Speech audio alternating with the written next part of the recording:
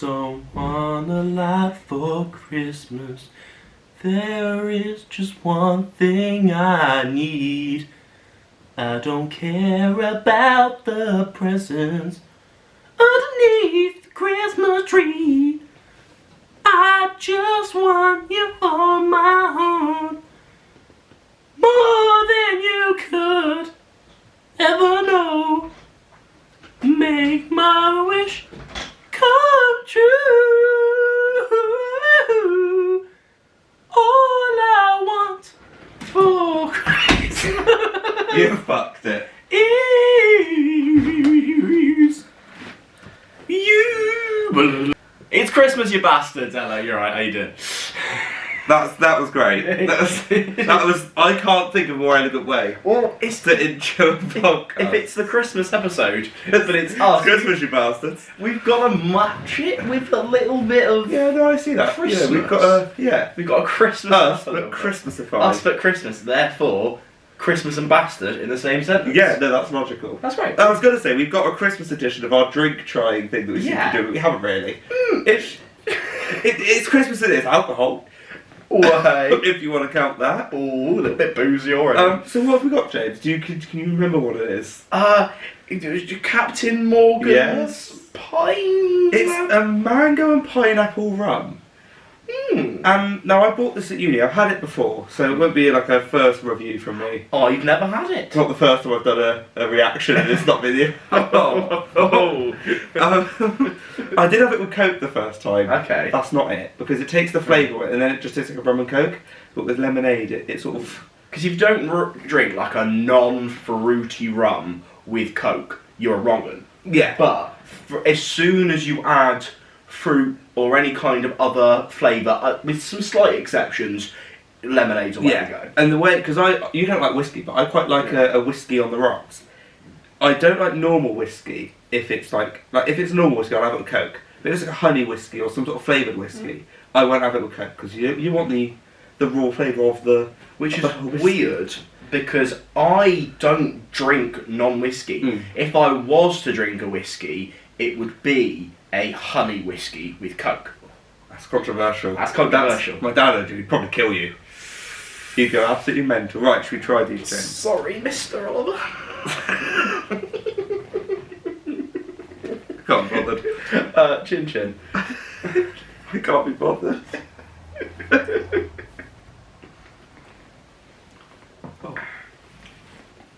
Doesn't taste like rum. I don't know why. You just looked off into the distance like, it doesn't taste like rum. Said praying to the gods. It's like you had sort of midlife crisis. It doesn't. What does it taste like? Well, it tastes, you know, like lemonade-y, like tropical. But I feel like it doesn't taste alcoholic. And it's quite dangerous. Like any drink that doesn't taste alcoholic. Yeah, I could down that. Yeah, that's the thing. If And the drink is alcoholic and it doesn't taste alcoholic, we've got a problem. Sorry, I just really wanted to. You know what? You fucking do. So like, if the drink is alcoholic but doesn't taste alcoholic, it's dangerous because you know. Yeah. I feel like it's not something. Are you capable of speaking? I can't speak without using my hands. It's been picked up. We're both very gestural. Yeah, I can't help it. We love whacking the air. Whacking. That's a great way of putting it. You know, I love whacking. Whatever way you do it, is you're whacking like some. Yeah, but I physically can't speak. Now I've gone really over gestural. Without somewhat. We're just going to both sit the whole podcast, which we're like, no, we're just talking. No gesture from us. No, James, when you came in, you said about all the festive stuff we've got. And lovely. Throughout the episode, you'll see some festive stuff making their way in. If it's, you know, if we're not festive, it's not really how Christmas boring, stuff. yeah. If you're here and you don't want festivity, stay, please. But we also do want the views. And subscribe. We're going to say that here. Yeah, cheers. With those people. Please, for God's sake. Lovely. Okay. So I've got a Christmas shirt on. You know I love my shirts. Oh, you love it. If it's got buttons on it, you're having it. Exactly. So, you know, I have to have a Christmas shirt. But you've got a Christmas jumper. I do. Now, you told me, first of all, you've already said this jumper's probably not making it past like 20 minutes, if that. As you want. To be fair, we've got quite a nice temperature going on here. So I could be alright, but if I get a little bit too hot, this is coming off straight away. You don't have a t-shirt underneath. Let's just pre. Okay. I have a t-shirt, But you told me there was a story behind said Christmas jumper. So at our universities, we are in different groups. So while we do the same course, there's only one lesson that we've ever consistently spent together. So in my group, we were doing something. You might be able to tell where this is going pretty quickly. We were doing a secret sock Santa. Oh. That's not where I thought that was going. Now, we come to the day of the secret sock Santa, and someone who couldn't afford it just told everyone to close their eyes, and they would put them to the right person. Side note, we didn't really make it that secret because then everyone told everyone. Yes, because we want to know everyone's taste. So I open my eyes. And I see this in front of me, and everyone else is there looking at their socks, and I'm thinking, I have a fucking Christmas jumper. And it's not to be fair. I was going to say, it's a banging Christmas jumper. Lovely jumper. But I'm there thinking, cool. It's also quite nice and thin for me, which is lovely. Being a ginger. I don't worry, I feel the need to point that out. In case you didn't know. Fair enough.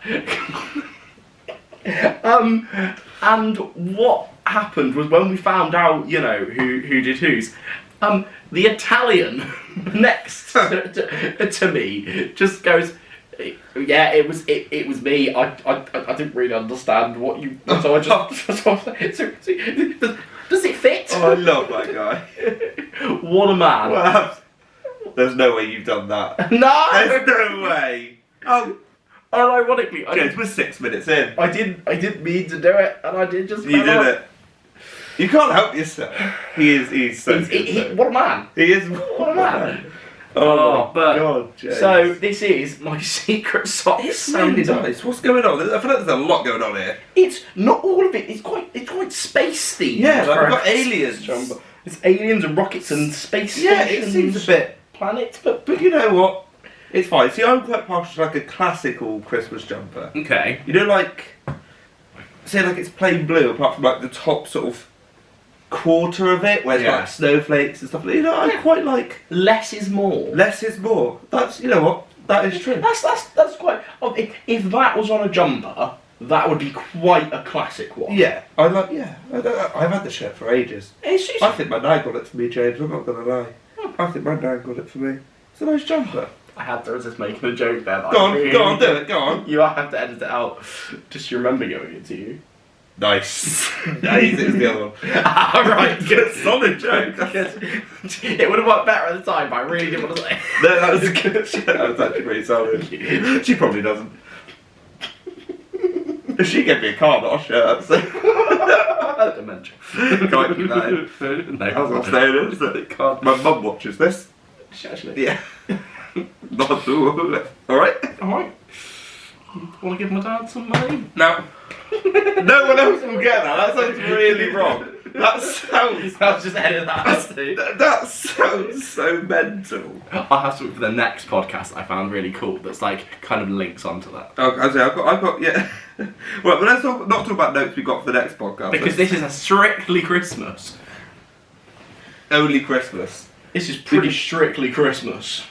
You're trying to make a joke. I feel like you're trying to make a joke, but I don't quite get it. Oh, I wasn't. Are you just saying it? Okay. Fine. Right. I've got some Christmas notes. Believe it or not.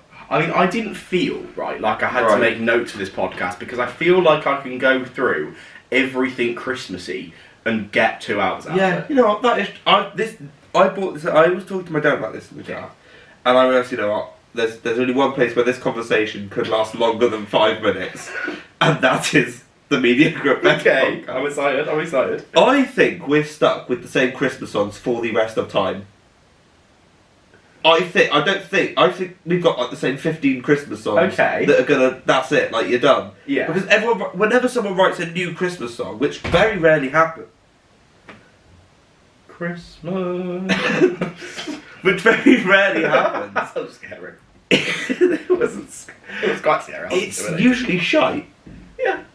The people cover old Christmas songs and they're alright, but no one writes new ones because they know we've got these set of good Christmas songs. But does that mean when we're like 30, we're going to be still be listening to Shakin' Stevens? Like, what's going on? Why did I choose that? Why did I choose Shakin' Stevens?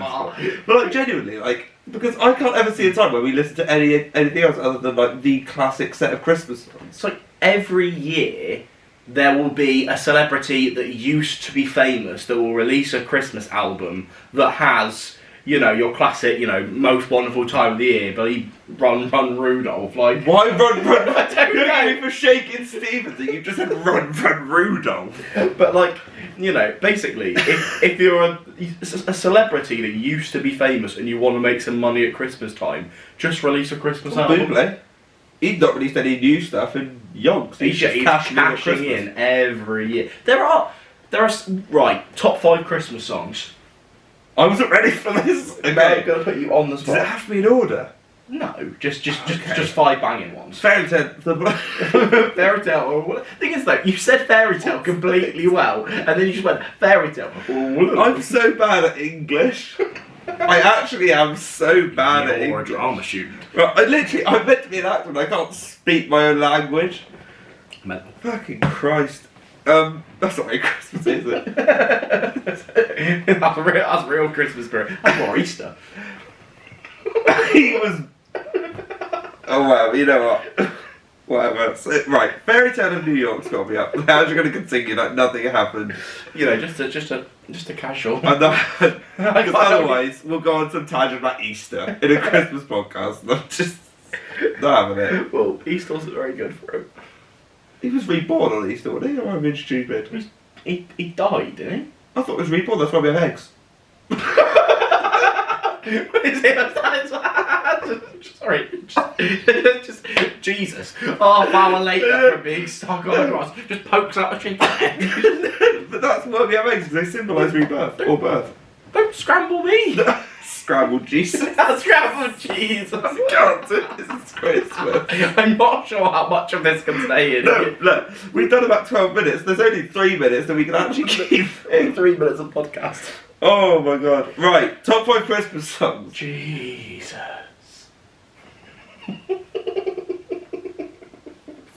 Right, What's the point? Fairy Tale of New York, which by the way, maybe when this is out, maybe not. I've got a cover of Fairy Tale of New York coming out. Lovely. As sung by... You can't exactly release a Christmas cover on the 26th beyond. Yeah, but I don't know what date this is coming out. Yeah. Depends when I get my arse in gear and edit it, to be honest. Fingers crossed. So, it's Fairy Tale of New York, but it's sung by Kermit the Frog and Miss Piggy. Okay. Which, you know, that's going to be... Which wasn't Paul outside? He was, While yeah. He sent me snaps. On my channel, we did a walk, which I Good might link. It was a good You solid should do video. more walks. I think I will do. We should. We should do a sequel. I'll get my step count up for you, mother. Get step count up. We should do that. And Paul was outside waiting for me, and he could hear me recording that video, which is exciting. Lovely. But yeah, Fairy Tale of New York. Number 2. That's it. I'm done. I can't think. Come on. I really like Merry Christmas Everyone, but Shakin' Stevens. Lovely. Can't go wrong. I wish it could be Christmas every day. Yeah. Banger. Yeah. This is left field, but Blue Christmas by Elvis Presley I Yes, really like. It's a depressing I don't usually like depressing songs, but it's Elvis. Yeah. Like how bad can it be if it's Elvis? I would say Santa Claus is Coming to Town, but not the traditional one, the Jackson 5. Jackson. Did you not know they did it? Jackson 5 have a Santa Claus is coming to town. I swear they do.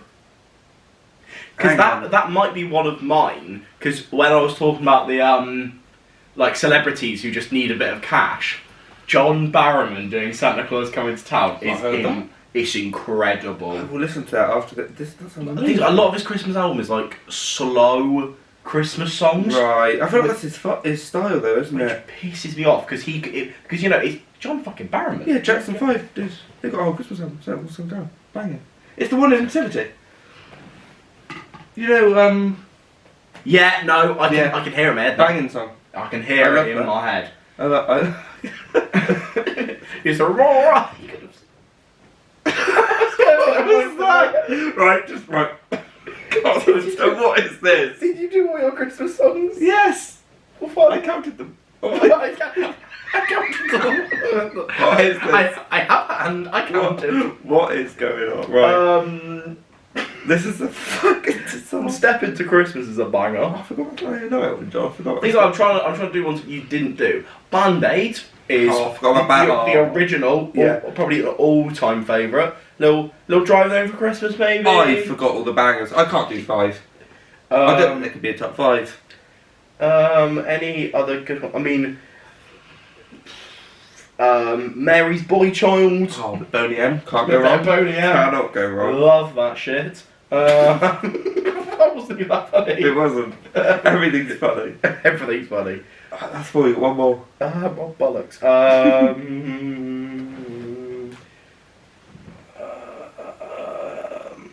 Band-Aid 2. Fuck off. Shit. I can think of another one. One that neither of us said, but quite a lot of people see as the Christmas song, is All I Want for Christmas Is You. Thing is, though, I think it would be boring for us to go, no, overplayed Christmas song, because it is, and we all know it is. It's one of those songs that, is it a good song? Yeah. Is it a good Christmas song? Yes. Every time it comes, what the fuck? Every time it comes on, will I be like, die?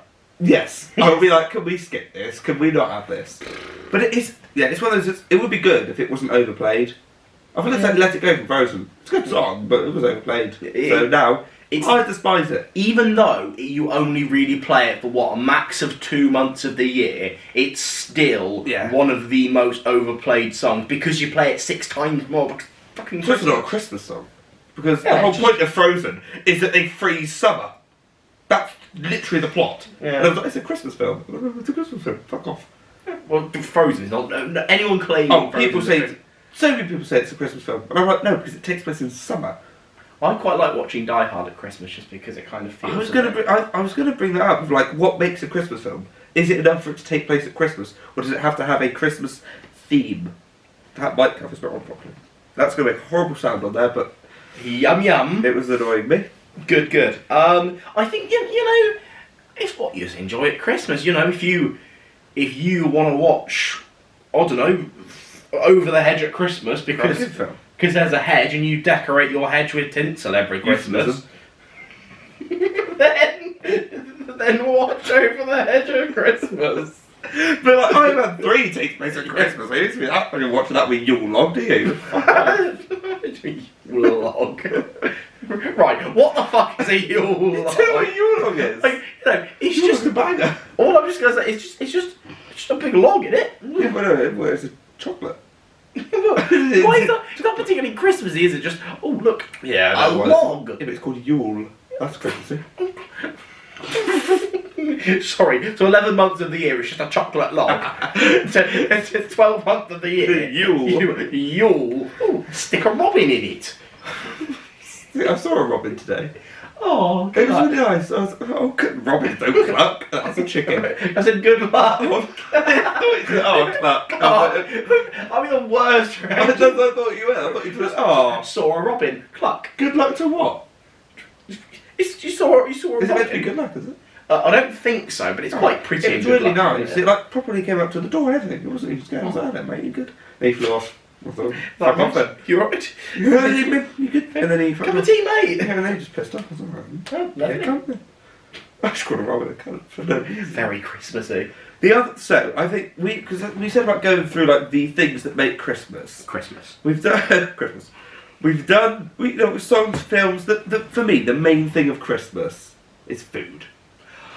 Food was going to come up. I don't think we've done film. We'll come back to I think we should reckon. But food. Food is. Fraser, talk about your scran, my love. Oh, right. A Christmas dinner is the greatest meal. Just a roast dinner. Oh, I don't think there's any meal better. Like, if people are like, like I'm a celebrity. People are like, oh, what would your final meal, like your luxury meal? I was like, what a roast dinner? It's got everything. It's got everything you want. Yeah. And right, in a roast dinner, if you could get rid of one thing from like a classic roast dinner, what are we binning off? Right. there are quite a few things that like spring to mind in terms of things that are very popular, like feature a lot of people's Christmas dinner. Cranberry sauce is the twat. Oh my god! I'm sorry. Thank you. You've got a sauce. It's called gravy, and it's the king. So can we get this fucking Again, no one touches cranberries apart from Christmas. Exactly. If they were nice, we'd eat them all year round. Exactly. But we fucking don't. Cranberry, and then you get cranberry sauce and gravy. So you get this cranberry gravy shite. You get cranberry. Yeah, and no one wants cranberry. No one wants cranberry. Literally, what are you doing with that cranberry sauce? What are you doing with that? What is life? Seriously, what is that going with on that plate? Nothing. Fucking nothing. So fucking get out of it. There is one sauce worse than cranberry sauce, and that's fucking bread sauce. I don't know I've ever scrammed bread sauce. I haven't scrammed bread sauce, but I'm not gonna scram bread sauce. My parents love it. What is this? Unless it doesn't go with bread and the name lies. Who looks right a piece of bread and goes, you know what, Mr. Hovis? So a little bit of fucking liquid would really make you scrummy. Honestly, it's the worst looking thing. I was like, do you want to try some? I was like, no, it looks like cum. I'm not gonna try it. It actually does, James, and I can't stand it. 20 minutes in, we've got cum jerk. Yeah. Oh, Genuinely, it's the parsnips. It is the a bit of a honey glazed parsnip. Honey glazed Tory. Normal parsnips. Ew. Horrible. Honey glazed. Why do you want honey on your Christmas dinner? You don't have it, you just parsnips in it. Lovely flavour of Now honey. I'm quite happy none of us have said sprouts because I quite like a sprout. You know what? The sprout is the best vegetable in Christmas dinner. You're a cunt. No, it's not. Look, sprouts are the best vegetable in a Christmas dinner. I will say. What is? Carrots. I love a carrot. I love how you said that like you thought I was being so controversial. I thought I'd forgotten something. You just went, carrots? Just cook. Yeah, you know, they work nicely, but it's no... Thing is I think sprouts get too much hate. It's like, look, it adds a lot to the meal. It gives bitterness. Yeah, and actually, it sounds weird, but colour. You've got to it gives the aesthetic of the whole thing. I think for me as well, and to be fair, I probably should eat sprouts more like during the year because I don't really like them. But because you really only eat them at Christmas, like I pretty much only eat them at one meal in a year. It's just a really nice different flavour. Yeah, it's. The thing is, we have sprouts. So we have. I've been here for 4 months. For context, I'm back home. I've been here for 4 months, but we have a roast every Sunday. So my mum will cook us a roast every Sunday, which is lovely. And we always have sprouts, so it's like, oh, I'm used to it now. It's just like, if they're not there, but like, where are the sprouts? What are we doing? What's going on? Now, this is controversial, but do you know what I'd love to get rid of? And scrap from the conventional Christmas dinners, a turkey. It's the worst fucking thing. It's a fatty shit chicken. So a well-cooked turkey is worse than a well-cooked chicken, for example. Do you know what? Do you have chicken with a Christmas dinner? Because that will No, I don't. I fucking love gammon. Gammon is the best roast meat, and I will happily fight anyone on that. Gammon, is lovely. Not with a fucking Christmas dinner. Yeah, you have both. Turkey and gammon, like a carvery. Gammon in a... Yeah. You're missing out if you have that gammon. Gammon? Oh, you're missing out. It's not a fucking mixed grill. It could be. I mean, basically, if you have turkey, gammon, pigs in blankets, you're 3/4 of the way onto a mixed grill, love. Shove an egg on there. Shove an egg on there. Got it. Peas, pineapple ring. Fucking love pineapple. Not a fucking Christmas dinner. But, you know what? Okay. That is controversial. That is controversial. But it is just the only reason we eat turkey at Christmas is because it's bigger than a chicken, so it can serve more people. Yeah. If it was a good meat, you'd eat it all year round, but you don't because it's shit. I eat not regular turkey. This fucking tree, sorry, it's fucking pissing me off. I've had a branch in my fucking ribcage for the past half an hour and it's fucking annoying me. I use turkey mince in cooking quite a lot, like a little I'll give you that. Little turkey burger, maybe a turkey meatball. Yeah, you know what? Turkey mince, I'll give you that. I will. Mince is great. Like, because it's so, you can use it for. We had mince tonight. We're having mince. Me and Harvey had a lasagna. They had chili con carne. Alfie's a fussy cunt, so I had leftover roast. And he won't eat anything. I was like, mince, you can do anything with it. Not very festive, is it, Alfie? Oh, he's a prick. Bastard. He did have a roast. That is quite festive. That's very More festive than a lasagna. You love a lasagna. It was though. a very good lasagna, to be fair. Right, don't criticise me for this because I put a little bit on my plate because it's there and it adds something different. dear. But what my dad fights for every year is, in terms of meats, we have turkey and we also have a bit of pork. Oh, I love a bit of pork. I love a bit of pork, but in terms of a Christmas dinner, I don't think it's particular. Obviously, I'm used to it because it's what I've grown up with, but I know it's not particularly traditional. No, I think. I don't mind it, but Oh, to be fair, like roast pork up there. But I think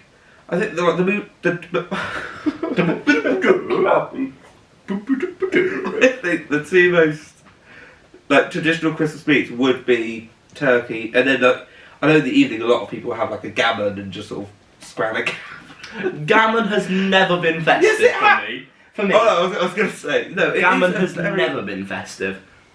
I don't know. See, gammon's one of those things that.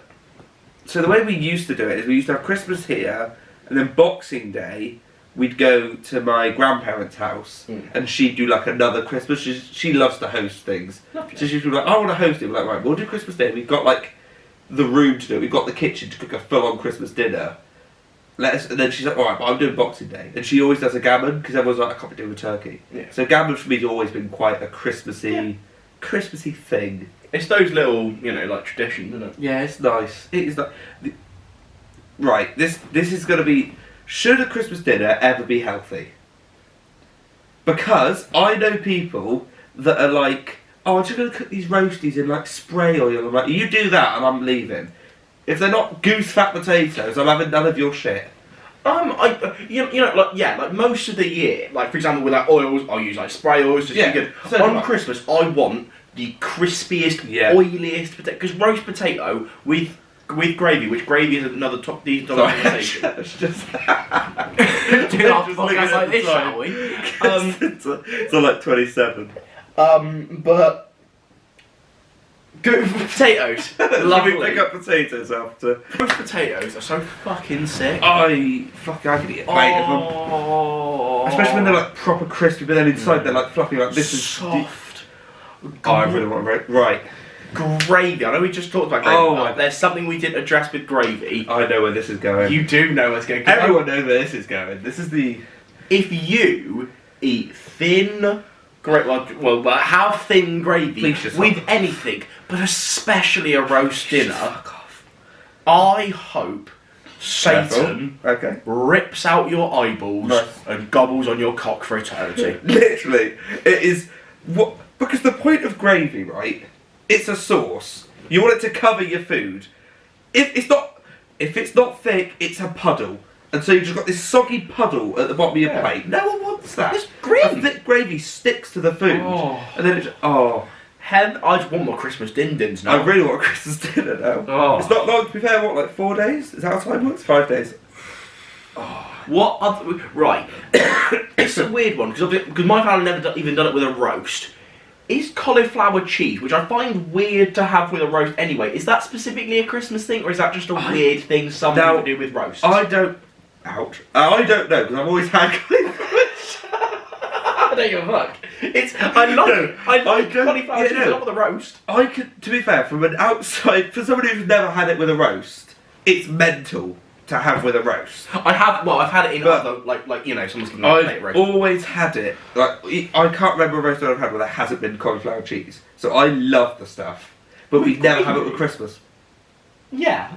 We have it roast all year round. Yeah. We never have it at Christmas. So I'm a bit like, "Well, don't give it to me all year round. Then fucking Christmas you leave it out. But would you put gravy on a cauliflower cheese? I don't. I try to sort of Yeah. avert it. It is a weird one, but it's one of those things that just grown up with. It's like it's there, so I've always had. The other thing is mashed potato. People get a bit weird about, but you've got to have that because if you don't have, Mashed potato at Christmas? yeah, I know some people do it, yeah, but I've got it. I'd rather just double me roast potatoes. Well, there's many forms of potatoes you can have. Try and check a potato on there if you want Oh, I think we're starting to diverge our opinions on the best Christmas dinner. What about this one? I've never heard a roast potato food item split opinions like the Yorkshire pudding. Okay. What are we saying, James? It's not something that fills your plate, but I would feel incredibly odd not having it there. Thank you. I don't. Like, my brother and my dad, they'll have two. I'm like, I'll have one, and that's fine. Because I want it there, but I don't want it to be like a big thing. But it's nice, you know. It adds a bit of. And the other thing, like, do you douse it in gravy? Or do you leave it crispy? Douse it in gravy. My brother and my dad like to have it like without any gravy on it. I'm like, It's a dry oh, what are you? Yorkshire pudding. Yeah. Just batter. They barely put any gravy. Like, they barely let the gravy touch it. I'm like, you need to sort yourself out. Me and my brother were like, look, what are you doing? Just put the gravy on it. It's it grim. No, it's vile. And they're like, that's nice. You got to have that crunch. I'm like, you need to get out. They compared it to having like a pie and wanted the crust to be like nice and like crunchy. I'm like, that's not the same thing. No. Not the same thing. If it's the right pie, put a gravy on it. Because you put gravy on pie as well, so it's definitely not the same thing. You have a steak pie, don't put a bit of gravy on top. They don't. They wouldn't. My dad wouldn't. Because he wants to. I can't be dealing with it, to be honest. It is stressful. How do you feel about stuffing? It's like a Yorkshire pudding. I don't want it to fill my plate, but I'll have a bit because you know it's solid. Again, this is one where I'm weird. Half my family, like so, a group of four of us, including my mum who you know will cook, are vegetarian, and therefore our stuffing is a vegetarian. Okay. Stuffing. Yeah. So do you know what's a real treat is when, you know, because obviously, you know, through doing just random different things, you end up with someone else cooking you a Christmas dinner. Having like a proper nice stuffing is actually like a treat. But it's not my Christmas. I still have a little bit of their stuffing, but it's not big for me. My mum, a couple of years ago, it was before COVID, was it? I don't know. Right, years and time just don't exist anymore. No. Because I'm trying to use COVID as like when things happen, but it's been going on so long, I don't know what's going on anymore. Yeah. So at some point, it must be, in the past like 4 years, my mum went mental with Christmas dinner and was obsessed with making everything with Jamie Oliver recipes. And I was like, can we stop this? I've had enough of this. He is the most cunty man on this planet, and I don't want to. He tried to stop 2-for-1 pizzas. Yeah, and I'm not having the man for This was before that. Don't worry. This was before 2-for-1. Why would he do that? Like, get over yourself. Who eats pizza alone or shares a pizza? Yeah, you should share it. Let's be real here. Put 2 slices in the fridge for tomorrow. Fuck off. Fair enough. But she did this amazing like pork and sage. Like she had like bits of like orange on to make it. Oh, it was the greatest stuffing I've ever tasted. It was mental. Never did it again. I was like, oh, cheers. Thanks for that. That was great. Thanks, Jamie. Cheers, Jamie. One good thing you've done. You're already fucked off. You alright? Sorry, the 2-for-1 pizzas What's the are problems really you want to work through? Are you alright? I did have, speaking of pizza and Festive, Okay. I had Spoon's Festive Pizza. Okay. What's on that? Oh, right. If there's cranberry sauce on that, I'm gonna kick off big time. Half. I can't be. In terms of, there was chicken, Christ. bacon, which, first of all, chicken isn't particularly Christmassy. And bacon's only Christmassy because of pigs in blankets. Yeah. Pigs in blanket up. Cummy wummy. And there was like cranberry type stuffing. I'm not having that. Which, it was kind of like, at the end of the day, I kind of like ate food to pizza and I was like, should have just got a chicken and bacon pizza. Yeah, well, this is the problem, right? So companies do festive editions of things, and they always chuck cranberry sauce on it. Like the festive snack burgers from McDonald's. Have you had one of them this year? I've not. Oh, right. They do the festive crispy chicken. It's like a crispy chicken burger, bacon, cheese, lettuce. It's the greatest thing. Cranberry sauce. Right? Can we get? Why are we doing that then? Because and I know why. Because you take that cranberry sauce away, it's not festive. And All they do is add cranberry sauce to burgers and go, festive. So, no, it's not. It's a turkey burger, yes, but it's not, is it? It's fucking chicken. And we've established that that's just a little better turkey. Which I disagree with, because I actually find turkey quite flavourful if you cook it well. Maybe I've just not had a good turkey. Maybe my mum's shit at cooking turkey. Maybe. I'm gonna have to bring this up. No, don't. Mother, we need to have a conversation. Are you Your turkeys are shit. actually a good cook? She is, apart from turkeys. The turkeys Right. Are they- Well, I had it was like a pigs in blankets panini Ooh. and at Costa. Perfectly festive. You put pigs in blankets in a panini. What more do you need? Cranberry fucking sauce! No. Fuck off. Who puts... First of all, we fucking hate cranberry sauce. And, like, why? Pigs in blankets! Flavoursome as fuck! You don't need... it's not like cranberry sauce adds a lot of flavour. No, why? What does it add? Stop Fuck adding all. moisture. Can we get out? Can we get this cranberry sauce out? Fucking hell. Get cranberry sauce. Get cranberry. If you have to get rid of every single cranberry in the world, Like so I when? don't have to get... So I don't have to do a sauce. So I think that's when I see a jar of cranberry sauce, I'm going to launch it. At Christmas time, I'm going to launch it by fucking now. just stack in the shelves at my job. Yeah, just Fuck launching off. them. I sit down at Christmas dinner, like, it's a fucking cunt. Just Then the launch room it. will smell of cranberry sauce. God, I'll launch it Smash it. outside, I'll open the door, just fuck off. Just someone breaks their tyres on Good. glass. I'm not. Oh, crap. Cranberry We're riled sauce. up about Shit. cranberry sauce. Cranberry sauce is fucking awful. hell. Cranberry sauce is nearly as bad as unsalted butter. Oh, let's not start. You know, actually, no. You know, no. I was thinking about it. Like, I swear there's another sauce that like people have with roasts. Okay. Apple sauce. Now that makes slightly more sense for my family because obviously pork. But I'm still that's my like applesauce tastes nice, but again, not with a roast and not with a fucking Christmas I dinner. was gonna say, perhaps. Why did you go? Why did your voice do that? I'm an actor. My voice You does sound more than Alan Carr. Now I don't know. Right, this might be controversial. It might just be common sense. Okay. Apple sauce is amazing. In like, if you have like a pork burger or something, and there's apple sauce in it, I'd be like, that's great. Beautiful. You have just made It's that. like a pork and applesauce sarnie. But you just can't have it with gravy. No. That is with a roast dinner. It might be nice, but with a gravy, I just can't do. Like with a roast pork dinner, fine maybe, but it's the gravy. No. I can't do it. You can't. It's Those weird. mixing sauces. People have like ketchup and mayo and mix it, and I'm like, you need to get out. I'm not having They this sell shit. that. You Yeah, could I'm not actually having get it. like No. ones merged I'm together. just not having that. Why? Get a grip on life. Get over yourself. Get on yourself. Like, Literally. Like my brother, we had chicken burgers. okay. He had ketchup with it. I was like, why is there no barbecue sauce? He was like, I don't like barbecue sauce. I'm like, what does that mean? You're Right. having chicken. Just turn to a mirror, look in your eyes, and go, am I a bit of a cretin? Literally. If your answer is yes, Literally. sort it. Chicken and barbecue sauce is one of the most godly duos on the planet. Beautiful. And he's having ketchup with it.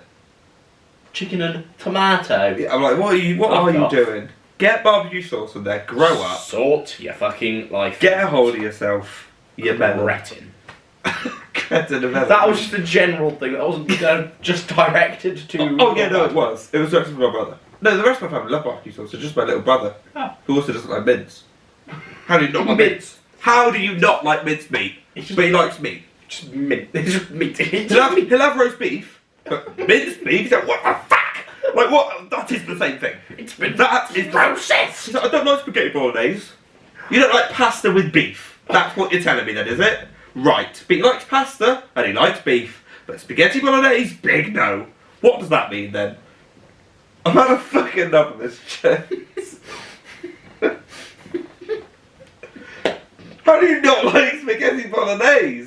Sorry. But you like beef! And you like pasta! You know, I've broken him. He's gone. He's gone. Welcome back to the Fraser Oliver. Oh, fucking hell. I've probably not got to you.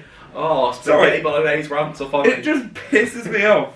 That he likes everything that goes into a spaghetti bolognese, but not spaghetti bolognese. Oh, What does that mean? you're a bit of a twat. Yeah, I think so. Yeah. Oh, I'm exhausted after that, James. That the thing is though, I like Christmas dinner. Jesus Christ. I've probably been like 2/3 of the podcast talking about it, but it's Knackers. important. It is. What did you go discuss? It's so scared. I don't know. What is my voice doing? Isn't it? It's been half the podcast, but it's important. It is important though. It's low. Mickey, he's your brother.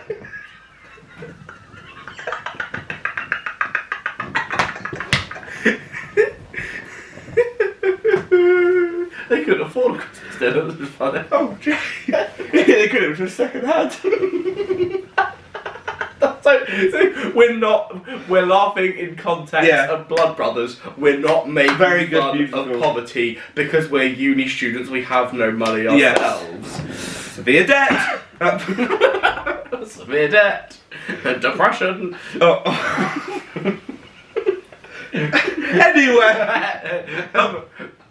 earlier we briefly touched on Christmas movies, and you said I don't think we're done with Christmas movies. God no, God. So should we circle back to Christmas music? For fuck's sake! Fraser, what Christmas films do you bloody well love? Deck the Halls.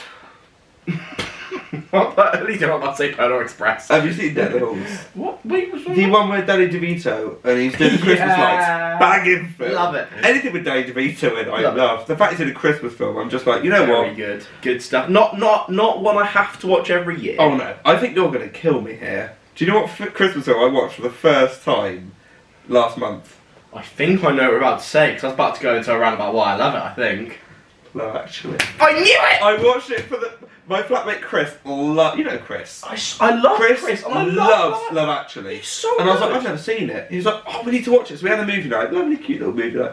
And we watched it, I was like, this is the greatest film I've ever seen. It's so How have I not? good. It's got so many people in it. I know Nigel's up. Alan Rickman's in it. Yeah. Rowan Atkinson pops up. By the way, bless you. Thank you. That scene, my favourite scene in movie history, where Alan Rickman's buying the jewellery from. I'm like, you know what? It's class. Well done, lads. That is amazing. Rowan Atkinson does nothing in that No, film he's like, apart he's from making that. gift wrap. He's like, oh, can we hurry up, please? And he's like, yeah, you've got to have it gift wrapped. Love Actually is It's genius. I believe, just because by doing the maths, if I've watched Love Actually pretty much every year of my life, most years probably twice, That's a lot. it pretty much has to be the film I've watched the most ever. Banging. I don't know how I haven't seen it. And Hugh Grant, like, well, you can't go wrong. It's just like literally Everything about that film. It's is a just... film that is tight. All of the plot lines I feel invested in, but yet it has so many like the last half an hour is just banger after banging It's like ridiculously good. When We Fuck Off the Americans. Yeah, I do not know how I haven't seen it, and I'm quite, So but I'm glad good. I have seen it now. So good. And I will be watching it probably every year for the rest. I've already watched it like twice since I've been back home. For the rest of time. It's so good. That film deserves to remain among It's elite Christmas films. elite films. Elite films. Full stop. But in terms of film I have to watch every year. Thing is, it's not a particularly good film. It's one that's clouded by nostalgia quite a lot because it's one me and my family sort of watch every Christmas Eve. Is the Polar Express? We watch every year. Is it a good film? No. Shit. The only good thing about the film is Tom Hanks. Love that guy. I it's can't just- do it. No, They all it's- just look like cretins. They do. It's terrifying. Because it's that thing, isn't it, where like CGI at the point where they're like, yeah, we can make them look like humans. No, you can't. You cannot. I just don't enjoy No, watching it. it's one of those that I only enjoy watching it because the memories of every Christmas Eve sitting down and watching it. Yeah, But now it's getting more like, when is this ending? sure. To be fair, the first like, quarter of it, I quite enjoy. When he gets on the Polar Express, that's it. I'm like, well, that's the good bit over, isn't it? Then we're gonna fuck off away, right? Solid. And then it just sort of goes on and on. Then there's like homeless guy on top of the treadmill. What are you doing? To be fair, I have not watched it in a few years because I just have distinct memories of every time I try It's it. not ideal. I don't enjoy it, but maybe I'd like it if I rewatched it. But I'd be surprised. It's a weird film. I mean, you've got the classics, like The Grinch is a classic, but it's not one. I don't think there is a Christmas film that I have to watch every year. For me, it's Nativity 1. How and did I- also. What the fuck am I doing that I've So forgotten the tip? first, let's talk about Nativity 1 Okay. in terms of.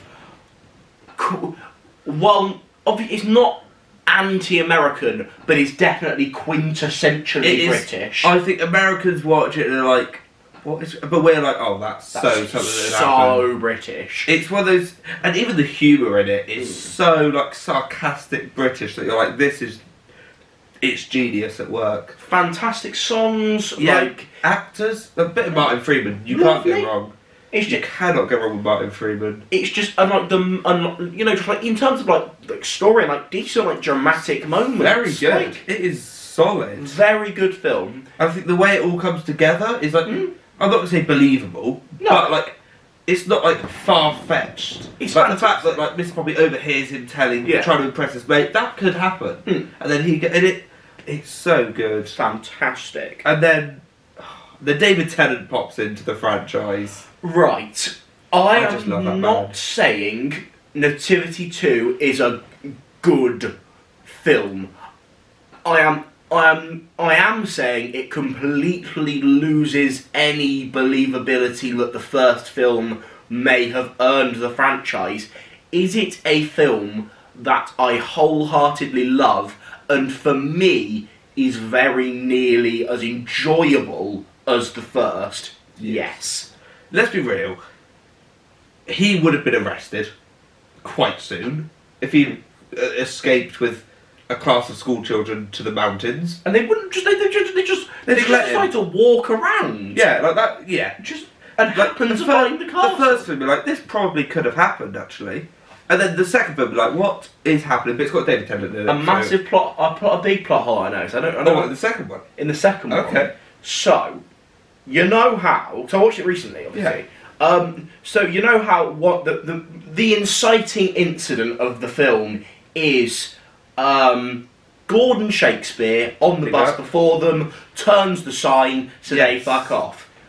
What I don't understand is that is a plot point is one of their students gets left behind. Yeah. Oh, I know where this is going. Not only does that go nowhere in the film, so didn't need to be in there, but also she directly sees where they're going. Yeah. It doesn't. And she knows where the sign's pointed.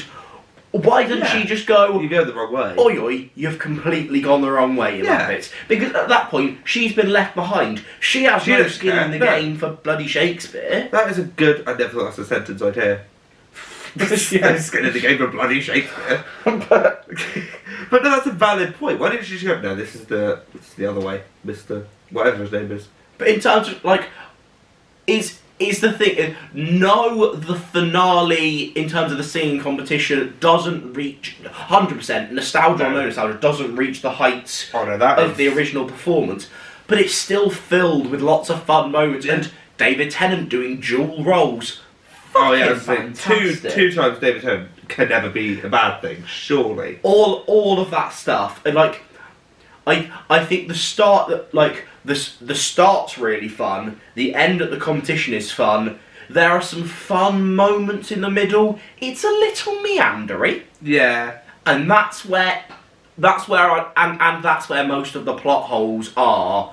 So if you were to get bored and irritated, I understand why, but also We stay till the end because we always need an auto-tuned Mr. Poppy singing about how he doesn't have a dad. Oh, absolutely, absolutely. I didn't notice as a kid how It's terrible. how auto-tuned It's it outrageous. I wish they hadn't just let him sing. I don't know what it sounds like. Just But it sounds amazing. have you seen? I haven't seen the fourth one. Have you seen Nativity 3? I have.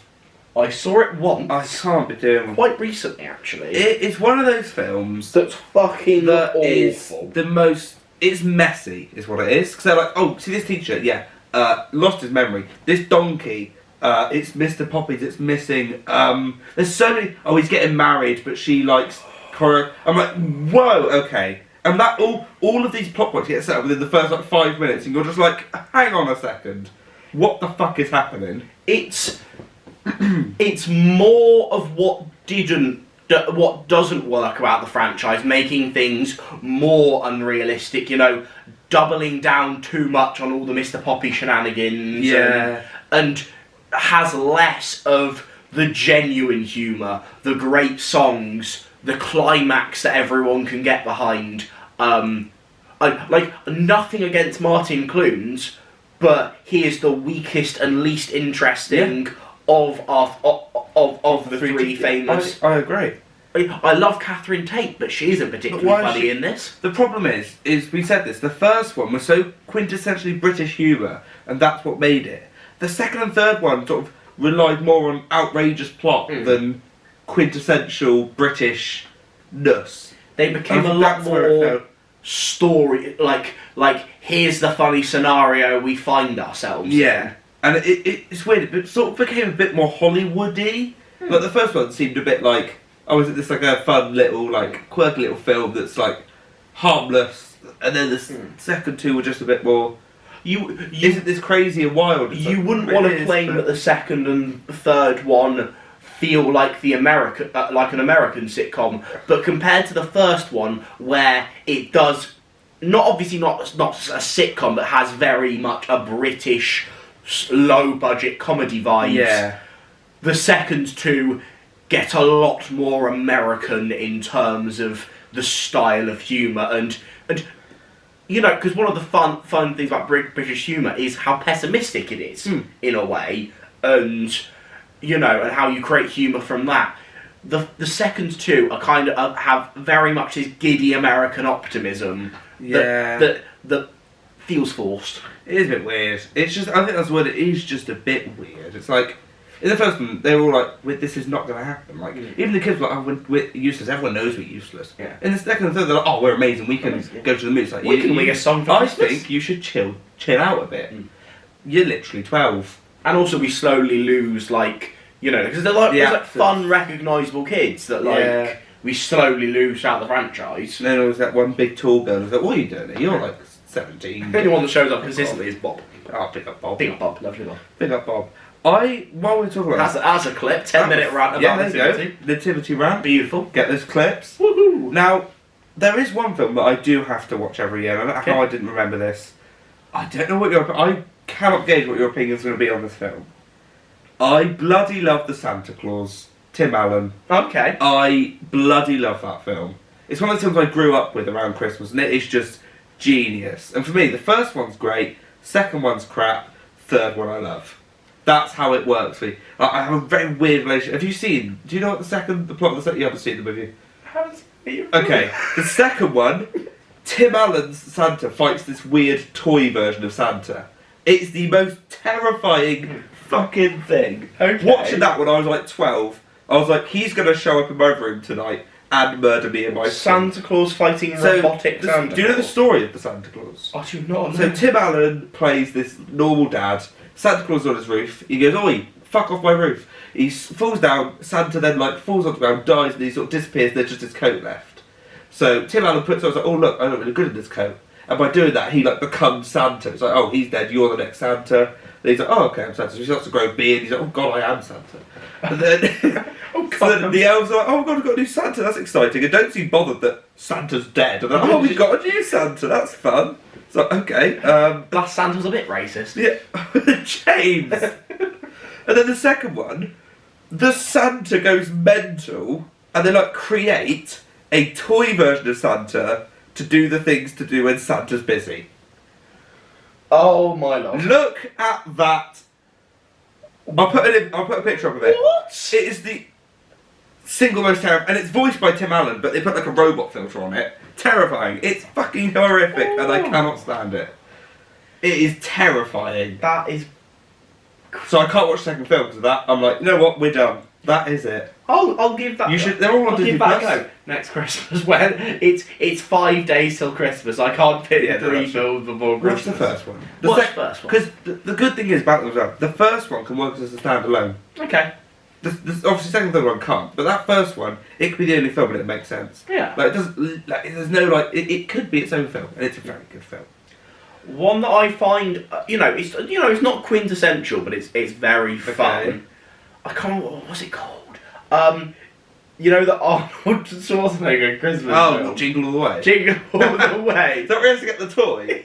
It's just So it's weird. It's just Arnold. It's so Because random. Arnold, he's done quite a few comedies. He never seems comfortable No, doing. it's such a comedy. weird thing to watch him do, but it's one of those films where if someone says, "Do you want to watch it?" I'm like, "Oh, I've got to," just because it's It's going to just be a funny. laugh. And it's always, but it's not funny in the way they intended. No. It's funny because you're watching Arnold try to be this comedic actor. Turbo Man. Yeah, it's so weird, but I love it. It's like, it is one of those films you watch it, you're like, what am I watching? Like, what is... why? Beautiful. It is beautiful. Angelic. So I am quite curious, just as an extra thing. Have you got what? Because obviously you've released a Christmas video every Santa Claus. And we know you've got the song cover. Is there any other Christmas content coming? There is, but I'm in two minds at whether to release it or not. Let's talk about it. Because it's one of those videos where I recorded it and I was just a bit like, is this good? Okay. Or is this like... I don't know if the video's needed. Okay. And I don't know if... The problem I've got is I don't know if I want to release it this soon. If that makes sense. I don't want... I'll say it off camera, but I don't want to say on camera what it is. Right, okay. But yeah, it's a weird one where it's like... You must have... When you record it, you're like, I don't know if this is the right time to, like, upload this video. Okay. Because I think the videos I've released, or that will be released, like, either side of it or very close to it, sort of are very similar. So I'm like, you know what, I might wait and maybe like put it on the list to do next Christmas and make sure I don't do ones as similar to it, if that makes sense. Yeah. So there might be more, there might not be. Yeah. There will definitely be, I can guarantee this, there will be a sort of reaction-y looking at my... Because last year I did my YouTube 2021 resolutions. Loved it. Which I'm going to be reacting to that video a year after I uploaded it. So and being like, this is what happened, did it go well? Did I stick to these? And then giving my resolutions for this year. Yeah. So I was wondering, will you squeeze... Will you do that and then have another video that you can react to next year, or will you just go and do that? It'll all be in one video, and then when I react to it next year, I'll just cut and just do the resolutions. Which I can't actually remember what I remember one resolution, and that was get to 300 subscribers. But I'm on 358. So, hey, boy. Well in. I kind of did like last year for New Year. I did kind of like kind of like a half thing, and I'll probably do a similar New Year, because New Year's video, they don't get many views, but it's a fun update for the people who care. It's also like, it's more sort of a personal for me. Yeah. Because yes, YouTube is a hobby, but I still want to continue to like grow and try to do, like, I think another one of the resolutions was like do more outdoorsy videos. I did the On Towers vlog. I've done some more. I've done more. I tried to do more of interesting. I've done the singing stuff. Like one of them was just do more interesting videos that take time. It helps to set goals. Yeah. Work out where you want things to go, and look, and being reflective and working out what worked is a good way to go. Work out what you want to do going forward. Yeah, and that's one of the things with the singing videos where I've gone, right, they don't do amazing for views, but the people that do watch them will kind of think, yeah, really good. They do quite good for likes. I'm like, right, okay, people like this, keep doing it then. And it's for, like personal growth as well. It's like it gives me the confidence to do it more, and I want to mix up the styles of songs I'm doing though, because the three I've done so far have all been like comedy. Like you think, Barry's Going to Prom is like a sort of semi-comedy one. Pictures in my head is the Muppets. It's serious, but it's still Coke the Frog singing it. And then the Pogues would be a serious song if it wasn't the Muppets. When's Stars coming out? Stars is the next one to come out. Good. It's recorded, it's edited, but obviously I've got the Fairy Tale of New York going up, so I didn't want to. And that has to be prioritised. So I thought that needs to be up at Christmas. So that might be. It'll be one of the first videos in the new year. Lovely. Stars. I was quite proud of myself, to be honest. It's I heard it. It's good. You did, didn't you? Was that? That was third podcast. That was during the recording of our third podcast. Yeah. Yeah, that was an interesting podcast. I couldn't be asked to make much Christmas content this year. Always. Oh, what? I'm surprised because in the last year, the 12 days of... Well, I just thought that was just so shambolic. Eventually, I will do the 12 Days of Christmas series, but not this year. What I have done, Christmas Day this year, I am, because I didn't really want just one Christmassy outlier. Okay. So what I thought was a very nice compromise was my ranking of Doctor Who Christmas specials. Oh, amazing! And I know, I put a little prefix at the start, and I know some people won't like this, but while I didn't do some of the David Tennant specials, the 2 Jodie Whittaker New Year specials are in it, because guess what? They are a special near Christmas time. Yeah. And, they have to come. So go watch that, kids. And it's his video, so get What? this fucking back. It's weird. I get into the Christmas spirit later than other people, but I actually kind of, no, I'm not, there going, have a holly jolly Christmas. I kind of consider New Year as a part of the Christmas season. Yes. Oh no, definitely. And I think it's one of those things that as you get older, it takes me longer. This sounds weird. It takes me longer to realise that it's Christmas.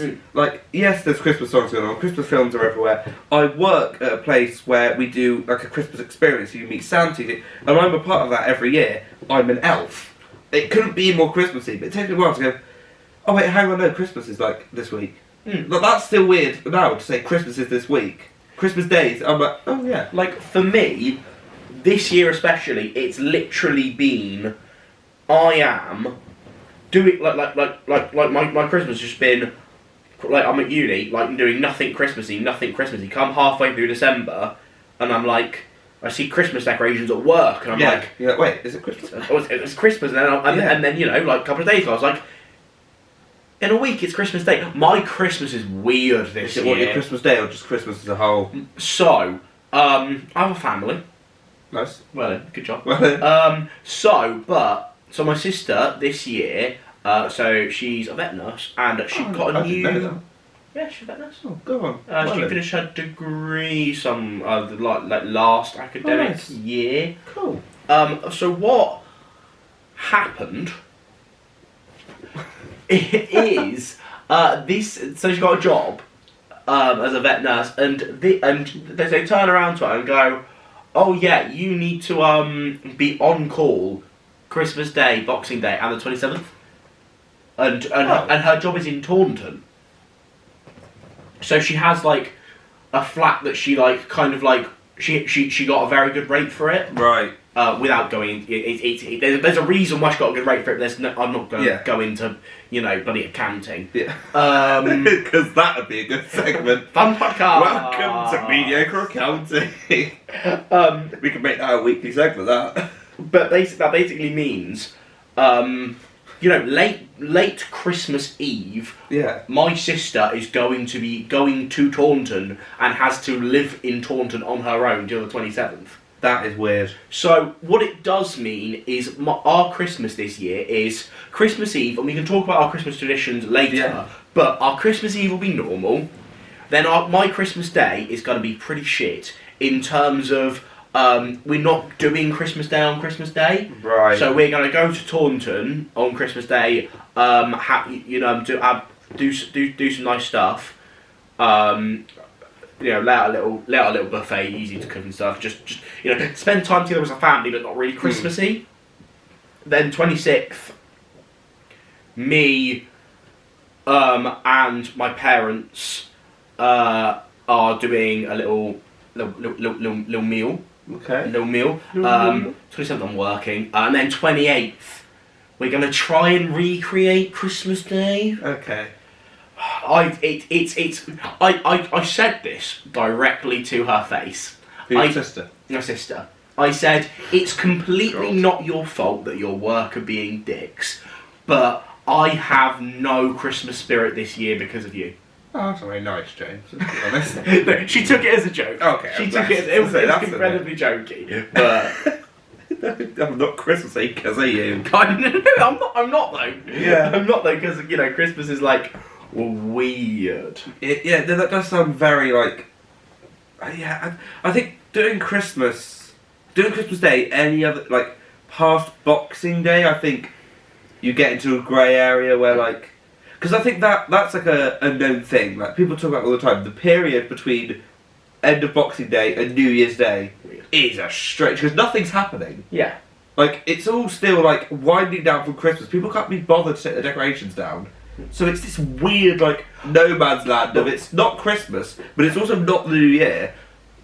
Do whatever you want. But I think the Christmas decoration should be up till after New Year because it makes New Year. Makes New Year fun. Yeah. Otherwise, New Year it's the same old stuff. You're like, nah, get some lights up.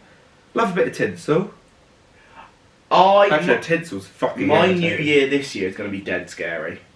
Oh, cool.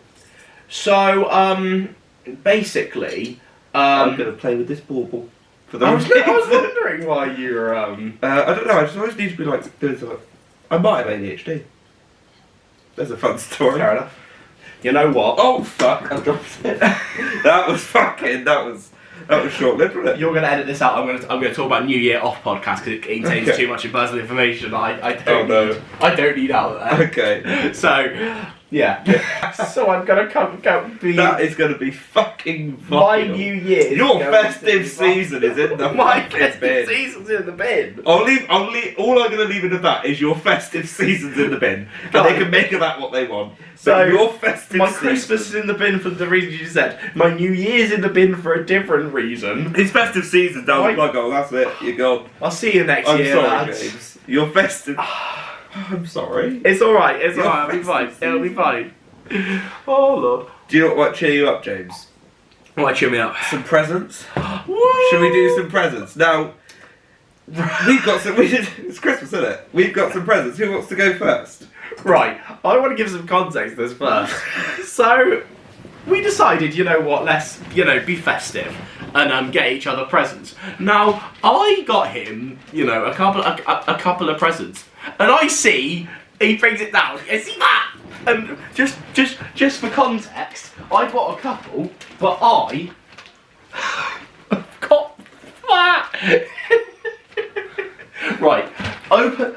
Merry Christmas, son. Thank you. Open that because it's. Should we actually sit and shot the camera? Yeah. I was going to open it. I know that's not very entertaining. Just listening to me open a present. Yeah. We get some like present opening ASMR. Oh my god! It's very well wrapped. I'm shit at wrapping presents. I'm not very good. I don't know. I think you banged it. I thought these were cute. Okay. Oh, I fucking love. I don't have enough themed socks, James. Yeah. And I fucking love them. Pidge, you know Pidge? Yes. He wears them all the time. He's got so many themed socks. And it pisses me off. In uni, we do Trot Tuesday, which is where you wear cool socks. These are the greatest things. I wear them on Christmas Day, I'm not going to lie. Yeah! I'm wearing these on Christmas Day. They're fucking... I have got a Christmas jumper that are going to match these as well. Oh, I'm so excited. I've done it, lads. Oh my god, that is amazing. James, would you like to... Tackle. I might have to move. How is this going to happen? How am I going to get home?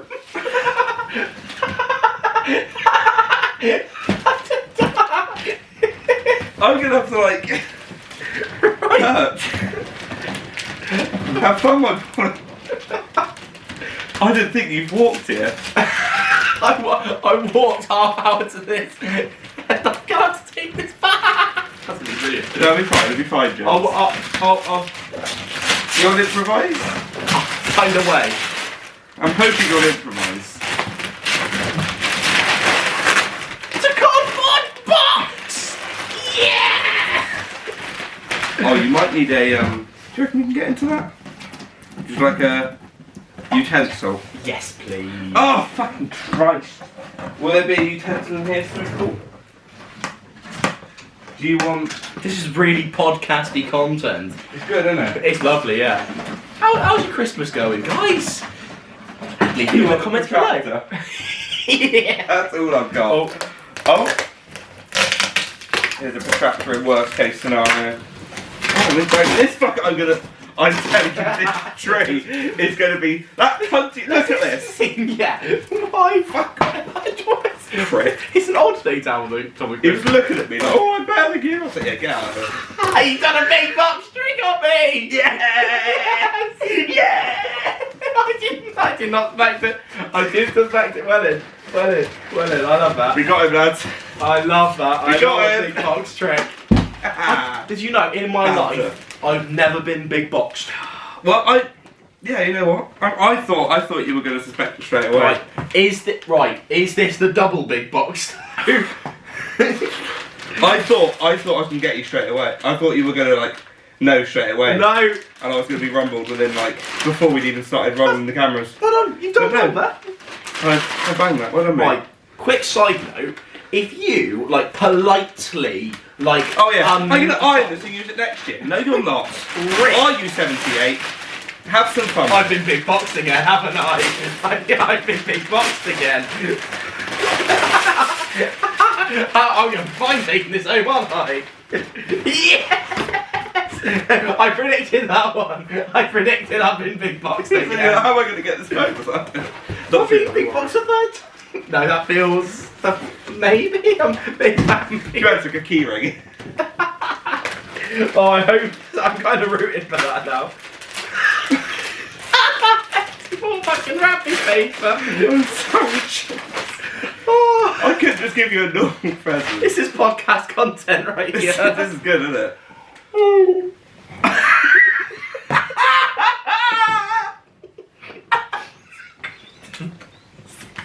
The worst time to laugh is when you've got drink like sitting, ready to go down your gullet. You sound like Chewbacca. You're like, what's going on? Sounded like Chewbacca. You did. That's Robbie Chewbacca. You can sit down now, not doing it. Jesus Christ. Oh, this podcast is a fucking mess. Kids, that's a good sign. That's a good sign. Oh. Yo. You've got to throw your arm over. Look at that. That's a bit of heat changing mug. It's a heat changing mug. That's so sick. Oh, I'm sorry I made you go through 3 boxes. So that's class. That's kind of, wait, imagine if you got this. Oh my god. You've taken it out and it's not actually that. I wish I had now. That would have been fucking amazing. Then you'd have had to have bought 2 presents and kept one. It's been worth it. That would I have should have done that. For fuck's But sake. then what if I didn't go beyond this point? Because I need to see what's inside. See what it looks like. Euphemism? That's not. Doesn't make sense. Not really a euphemism. Doesn't make sense, but. Well then. Well, then you smashed it. I think I did smash it. Oh, that fucking everything. That fucking white shit. Look at it. Fucking.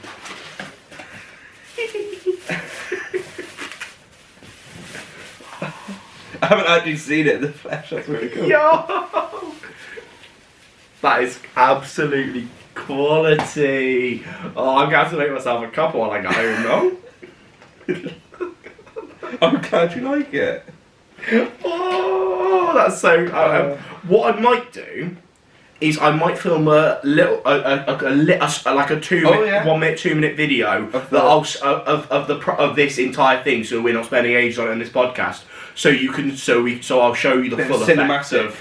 Yeah, I'll show I'm you. expecting a full on cinematic 2 minutes of this. Yeah, I'll get you sorted. I'll get you sorted. Hello lads, so I've made it back from the podcast shoot. It's currently 1 AM in the morning. And we're going to try this. We're going to try it, see how it looks also. There's a cat.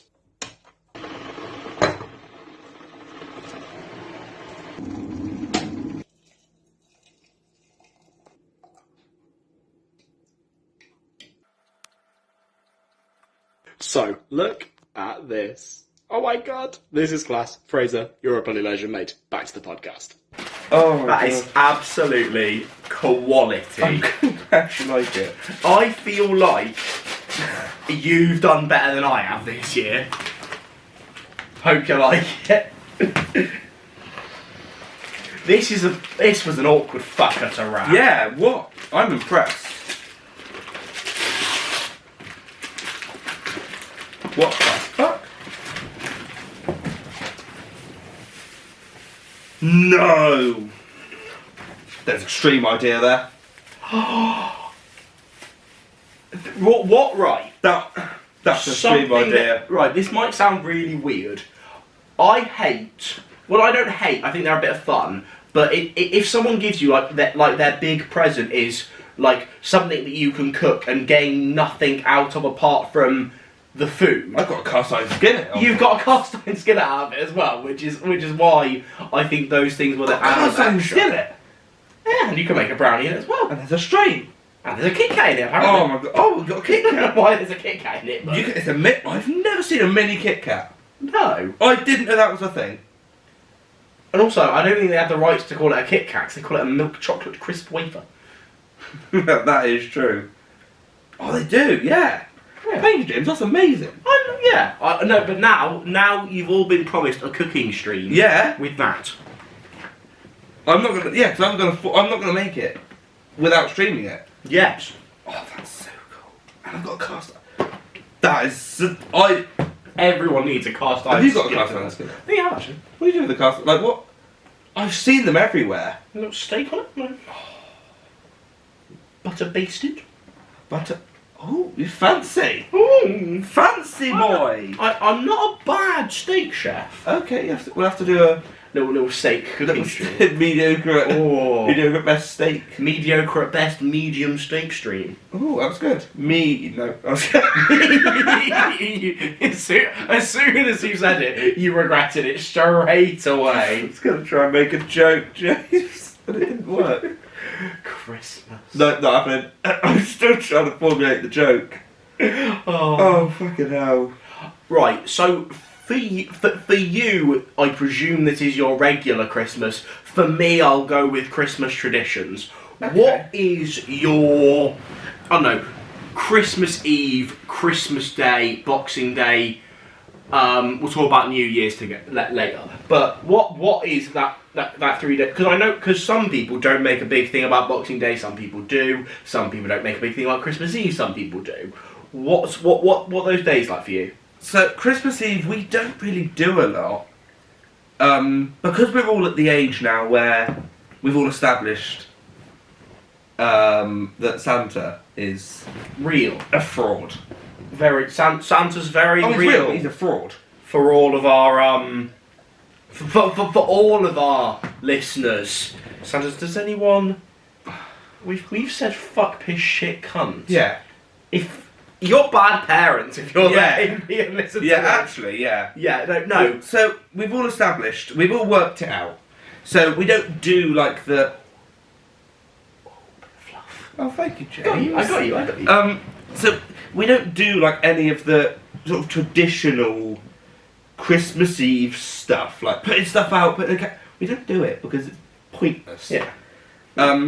If my dad wants a mince pie, he can go to the cupboard and get one. I don't know what that was like. We laugh so much at things that aren't even funny. The only thing we do is we put a stocking out because it's got to be done, hasn't it? But I don't know if this is normal or if I'm a Tory. This is quite a frequent problem. I can answer that question. This is quite a frequent problem I have with like normal or Tory. It's like a game show. Welcome to normal or Tory. Okay. We don't have a stocking, like a traditional stocking. Because realistically, what are you fitting in a stocking? An orange? Alright then. Pens. You're right, a lovely little twitch there. So we have, I don't know what you'd call them. They're just like, they're just big bags. I don't know what you'd call them. But big bags. They're big like Christmas themed bags. But they're made of like a really nice felt. So they're just like these massive Christmas bags? Christmas bags. Yeah. That we put out instead of stockings. Because the way we do it is we get like, there are very few presents under the tree. Yeah. Most of our presents will go into these big Christmas bags. If you say Christmas bag, what time? What do you want me to call them? It's just bag. Bag, okay. Bag. You don't need to specify their Christmas every time. I'm going to do it now, just to annoy you. The majority of our presents go into these Christmas bags, right? And then under the tree there's like 1 or 2 bigger, like more expensive presents. Lovely. And the way it works is we've done this since I can remember Christmas being a thing. We all wake up, we get our Christmas bags, and we go into my parents' rooms. We sit on the floor. There's the bed 'cause they're lazy fuckers. You just get to sit on the floor. You don't even like sit on the end of their bed. No, we don't. Can they see you? Yes, they can see us. They can sort of sit up. They're not just left there like, fuck off. They're sit up in bed. We always have to bring them like a cup of tea and coffee, and then we have like What since you can remember when you? oh yeah, they've been like making us. Well, our dad used to help us. Then as I got older, he was like, "You do it by yourself." And then we get like a massive box like the family circle. Basically, bring them up. We have we all have drinks and biscuits, and we sort of take it in turns, youngest to oldest, opening presents until there's fuck all left, and there's wrapping paper fucking everywhere. And that sort of Christmas morning, and then there's the getting up, everyone trying to use the shower, and everyone trying to get dressed. It's all fucking going on. Yeah. And then this is the thing, right? There are some people at uni that I've met that have a full English breakfast for Christmas, and I'm like, how are you eating this much? I like food. Look at me. How the fuck are you having a full English breakfast and then having your Christmas dinner? What the fuck is going on there? What I'd feel sorry for is Like, let's not be sexist. Whichever adult of the family cooks the Christmas meal. In my case, it's my mum. For some other people, it might be their dad or grandparents or carers, whatever. bloody bus driver. Sure. But imagine cooking a full English breakfast and then pretty much going straight into oi oi turkey. Because Christmas dinner takes a lot of preparation. Yeah. Like, you can't just whip that up in an hour. The turkey's cooking overnight in my house. And then there's a lot that goes into it. So imagine doing some sausages on the stove as well. Why? There's a lot going on. A lot of admin. Yeah, There we go, you got it in there. If I were to have if you were to call it breakfast, it would just be like little bits of chocolate. What we do is we do bacon sarnies. Okay. That's our Christmas breakfast. Bacon sarnie each sorts you right out. Because then, Christmas is like snacking. So that's not like that and then Christmas dinner. There is snacking of chocolate and biscuits and like little bits here and there up until Christmas dinner. And after Christmas dinner, I can't eat. My mum will walk in with like cheese and crackers. I'm like, can you fuck off, please? Because I can't eat. Like, if I even look at food, I'm gonna feel sick.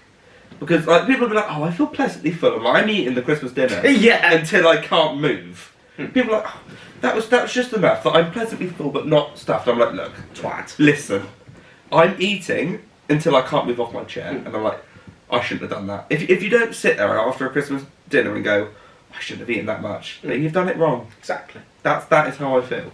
And then I guess it's just sort of Christmas dinner, and then sit and just sort of in the lounge, just sit, have like TV on in the background, just chatting, and that's where we just sort of do family presents and cards and presents from the tree. And So we've talked about my what Christmas is going to be like for me this year. So Christmas Eve is going to be pretty similar in terms of it's not a massive deal. So what it'll be is it's always like family. Family comes first. I will always fight work to the death to make sure if I have to work a big bank holiday, it's always about I'll do New Year if you give me the big Christmas days off because my family it just like a lot of times the way my family dynamic is and stuff I end up putting other things first, which I'm fine with. Like Christmas Eve, obviously I'm not in a job I have to work Christmas Day, but Christmas Eve to Boxing Day is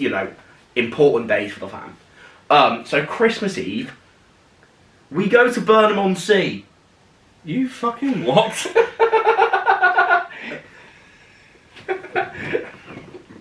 Why? Okay. You go to Burnham-on-Sea? So obviously, as a family, we as a kid, what we did was really cool, and Sol is our mate Sol is working a very similar thing now. Is we used to do a thing that was called the Santa train, where you'd be on a fucking train, like Santa would come up give you a present. It was so class. Yeah. Now, we will go back. This is something we always used to go see Santa, and I feel like the Santa experience has gone downhill. I've seen him on a boat. I've seen him on a train. I've been on a train to a station, then to see him at a grotto, and then train. But now you just walk into a little cottage and he's there, and I'm like, what? Like the Santa stuff I used to do when I was from would be mental. Like the Santa train sounds immense. I love that. That's amazing. Cookies are really good. Oh, Yum love a yum. cookie. Yum yum. Yum yum. So what? So basically, when we kind of grew up out of that, we kind of needed a new family tradition, and I don't know how it started, but what we do on Christmas Eve is, because we don't want to go to Western Seafront because it's shit. So we go to Burnham-on-Sea. We look round the shops for a bit. We get cheesy chips. We go sit on Burnham-on-Sea seafront, looking out at the sea. You can barely see anything, and we eat the cheesy chips. And then we go do 2p slot machines. I love that. At the arcade. That's really cool. It's one of those things that has no bearing on Christmas whatever, but honestly, for me, it's so important for my Christmas. Because it's just tradition. It's like you've never, like it just happens. If it didn't happen, you'd be like, well, why? Yeah, no, I get that. It was like, if obviously Christmas Day is a thing that I'd prioritise the most. If I had to lose my Christmas Eve experience, my Boxing Day experience, like Boxing Day can fuck off anytime. You forgot to talk about Boxing Day. We'll talk about Boxing Day as well. So we do that, and then it's slightly weird, but obviously because we don't want to fill ourselves too much up for the next day, we come home, put something Christmassy on, probably more weirdly, probably more like TV than like a film. So we might settle down with one of the classic Doctor Who Christmas specials that we really enjoy. Go watch the ranking. Nice. And we sit there with like a bowl of soup. Okay, no, I get that. And maybe some like, like a nice little selection, maybe like a couple of nice cheeses, maybe like little, even like crispy, maybe a few nuts. I get. No, I see. Lovely. So we wake up on Christmas. Quite a similar situation to you, but in terms of my parents are really cute and they still do us stockings. Oh, it's so sweet, and it's really nice, and because they actively asked us to stop doing it because they felt like it was lovely, but they felt like it was like, they actively were like, it's lovely, but stop wasting your money on it. Me and my sister used to do them a little stocking as well. Oh, that's cute. So we all had our stockings organised in the pairs for the other person, and me and Jen always used to like, that's fine, sod it. Me and my sister always used to like sync up their gifts, so like, Dad would get like a polar bear type thing, when we got like a reindeer type thing. It was always really cute, and then always get, this might be weird, like a really like a mental rubber. Okay. It's just again, like a novelty. Yeah, like something weird, like a cupcake rubber or a dinosaur rubber. Yeah, Something I get that. weird as fuck. I've got something like that, just quickly, with like something you're gonna get. When we have our Christmas bag, when we get our Christmas bag, there are like, there's two things that that we all are definitely getting in them, and we, by now, me and my two brothers know the shape, know the feel of it, and we all leave them to last. And I don't know why, because then we're like, well, I fucking know what these two are, so what the fuck is the point? I wish they'd just give us to them, not wrap. It's always a selection box and a bag of chocolate coins. So we see a bag of like, that's chocolate coins and that's the selection box. And we don't open them and get them done with. We always leave them, open all the really exciting ones, and we're like, well, I don't know what those fucking ones are now. And it's that thing where you're like, if they're there, you're like, well, I know what they are. But if they weren't there, we'd be like, right, what's this about? Where's the selection box and where are my gold coins? That's what I like about the like surprise element of us, because for example, they always knew they were getting some form of weird. They didn't know what it was. Yeah, they knew it was going to be rubber, but they didn't know what it would be. Yeah, no, I get that. I mean, it kind of transitions me into like food for the day, because you were talking about bacon sarnies, and honestly, honest to God, my Christmas is literally based around the big Christmas meal, and then, for example, we'll get like, like those like those cute little like tubes of like chocolate, you know, like so we'll get one of those, and our stockings are like we're snacking up.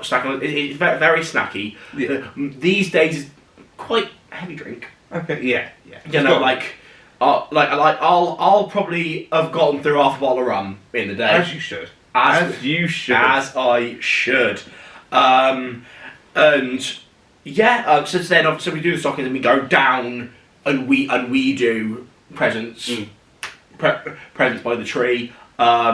We don't have any local family. Okay. So it's just us, and then I can't this year because of work, but the other 3 members of my family and me usually will go up to see my dad's parents, and it hasn't. I haven't been able to go for a few years for various reasons, but they'll spend New Year there. Okay. So for most of my life, I have not.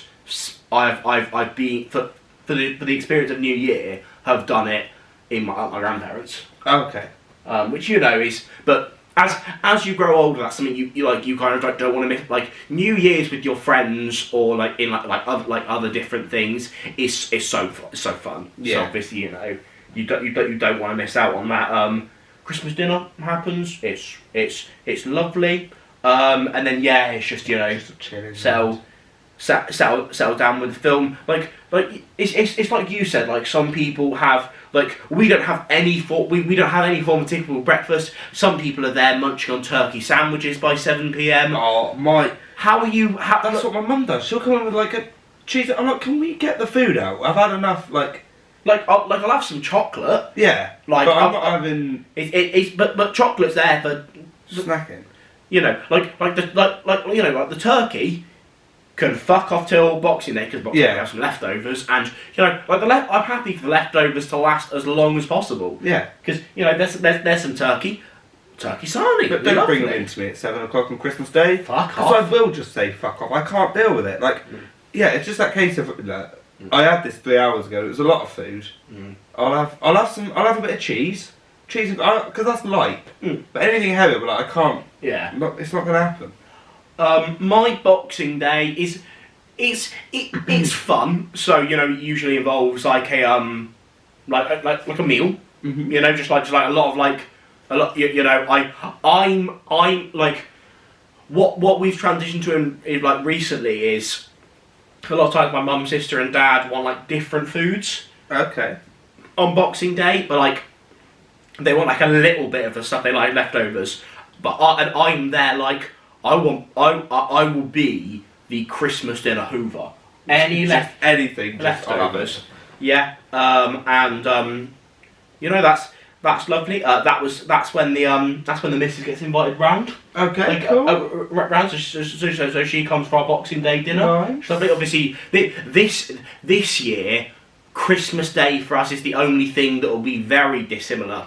Obviously, Boxing Day this year, for example, what we decided was Dad really wanted pork for because we're doing our fuck. I didn't realise. So my dad really wanted a joint of pork for the 28th is when we're doing our Christmas Day, which I'm not too excited for. But that's when we're doing that. So we're having turkey on Boxing Day, and my dad's getting porked on the 28th. I thought you said my dad wanted porn for Christmas. Oh fuck! I thought you were getting porked. No. You left a massive gap between the R in pork and the K. My dad wanted pork, and I thought. And I did the mistake of listening to you say that in my head, and then I just. Oh, I'm sorry, James. I'm not going to talk to you about my parents' marriage. That's for off camera. Okay. So yeah, my Boxing Days, you know, it's the least important of the three, but it's still a lot of fun. How about yours? What's your Boxing Day like? Well, it's the opposite where... If United's on, that's a good Boxing Day. But United's on the 27th this year. That's not Boxing Day. Well, it was the day after... It's the day after... Who gives a shit? United's on the Day after 27th. Boxing. Not Boxing. I can't want to watch It's in the football on weird Boxing period. Day. That's the weird period of... Yeah. It's not Christmas, but it's also not New Year, so what are we doing with our lives? Spooky. Boxing Day. I mentioned this. We go to my my dad's parents, and she does us a second Christmas dinner. Yes. We're like, Yeah, of course. we go, and she just loves it. She's like, she loves everyone around. She doesn't sit down. She's always like, anyone want a drink? Oh, can I do it? It's like, no, sit down.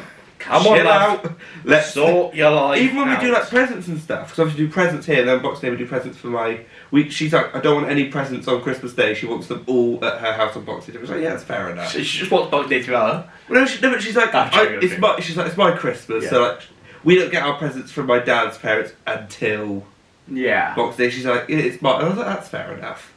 But she just doesn't sit down. It's like, just chill. It's Christmas.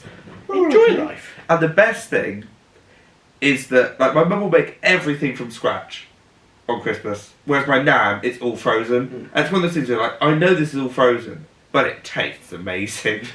Like, frozen roast potatoes are just like, that's just the greatest thing. It's hard to fuck up roast potatoes. Yeah. It is the big thing. Yeah, but my nan's just like, I just chuck it all in the oven, it's all fine. I'm like, yeah, to be fair, it's lazy, but no, it's amazing. Yeah.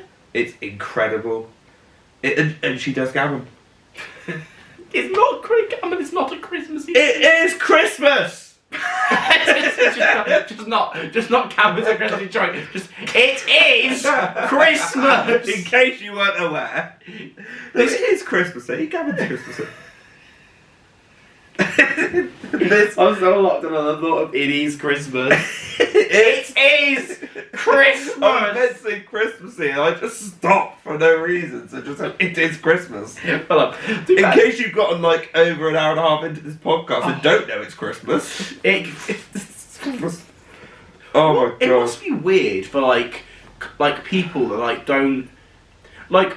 Obviously, if your country is like, because obviously, you know, I know in UK and like in a lot of other countries, Christmas, whether you're religious or not, is just a time of year of celebration. But for a lot of countries where they're majority other religions or stuff, and Christmas isn't a big thing, when you live in a country that's predominantly Christmas, but for certain reasons you don't celebrate Christmas or do, because I don't think I celebrate Christmas, but I do Christmas. Yeah.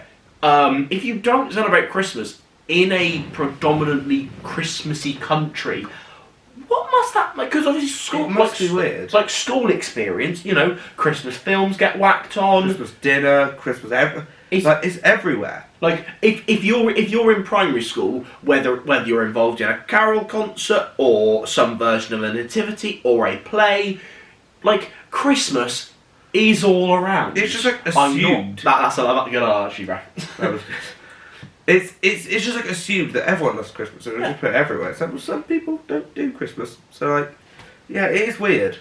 I know it's, you know, like the boring thing to say, but I really wish Bless you. our country was like, you know, less like Christmas obsessed. Well, it's such a British thing, isn't it? Yeah. It is the British equivalent of how obsessed Americans are with Thanksgiving. Yeah.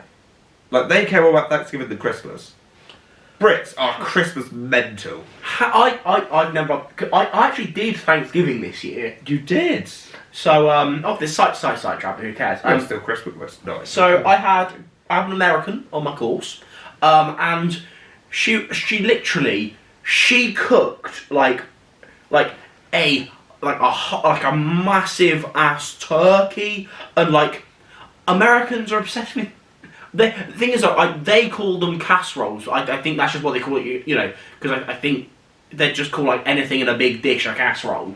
But you know, like she cooked like a fuck ton of food, and like pretty much like her like uni flat, and then like a load of like the acting students just came and ate the food she bought. Like it Did was. anyone chip in? She didn't ask for it. That's mental. But no, it was Thanksgiving. Thanksgiving is. Like, obviously, the idea of eating lots of food is, you know, quite British. The idea of being thankful for what you have, and trust me, I'm not saying we should be, because that would be preachy and really not very British. The idea of Thanksgiving is not British at all. No, the idea of giving thanks, that's not British. It's the like, classic really. scene in a sitcom of, what are you thankful for this year? And, you know, most years I'd be going, you know, well, I went to school, I worked. COVID? What am I thankful for in COVID? I was just going to say, if we did Thanksgiving and someone's like, what are you thankful for this year, James? What would be your, like... This is gonna sound really weird. Go on. And like a bit soppy whilst doing a YouTube-based podcast. Okay. I'm really thankful for YouTube this year. Yeah, you know what? Not in terms of, I watched a few Will and E videos this year. Big up, Will and E. In terms of the continued, for me, growth and success on my channel. Just, you know, and like the new camera and just you know, like the fucking feeling of a video that, you know, like in June when I released an In the Heights video and I could refresh it every 10 minutes and it would have gained like 10 views and I'll be there like, and you know, that obviously, you know, that's pittance to you know, a lot of the big YouTubers. For me, I'm there like, what, like you know, like I haven't even gone to bed and it's nearly on 2,000 views, and at that point I don't think a video had ever hit 1K for me. That feeling. Yeah, it is pretty similar. Like, yeah, YouTube is just also, it's just like an outlet. It's like a creative outlet where I can just like, I can just, here's an idea, here's filming it, edited, people can watch it, and that whole like, it's those things you're genuinely passionate about. Yeah, and it's mental that I can have an idea, and within like a day, it can be there for everyone to see. Is like, and people want to watch it as well. Is the bit that I'm like, people are actively clicking on this and going, I want to watch what this is. And it's like, why? I think that's one of the things I want to do next year.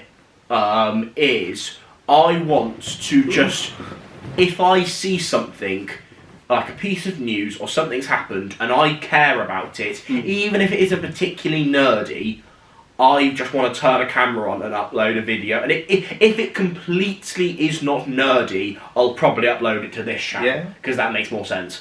But if it's as like, because like, you know, if I'll talk about how I don't like the Ariana Grande casting, I'll talk about how John Barrowman doesn't deserve to be cancelled, like things I'm passionate about and enjoy, and it's just, it's a brilliant, you know, like, quite frankly, fuck you lot. My opinion is valid and lovely and brilliant, and guess what? People care. Yeah. And the other thing that I found with YouTube, especially this year, is don't do a video just because you think it's going to get views. We both saw we both saw Spider-Man. Yeah. On the day it came out. I could have so easily gone home after I'd watched it, filmed a review, uploaded it, and that would have been like, it's one of the videos that I could have done that day. It would have been like there on the first day of release. But I was like, I don't feel like I have enough.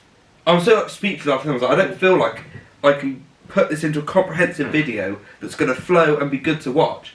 So I'm not just going to do it. Yes, it might do well, but I don't feel the need to do it, so I'm not going to do it.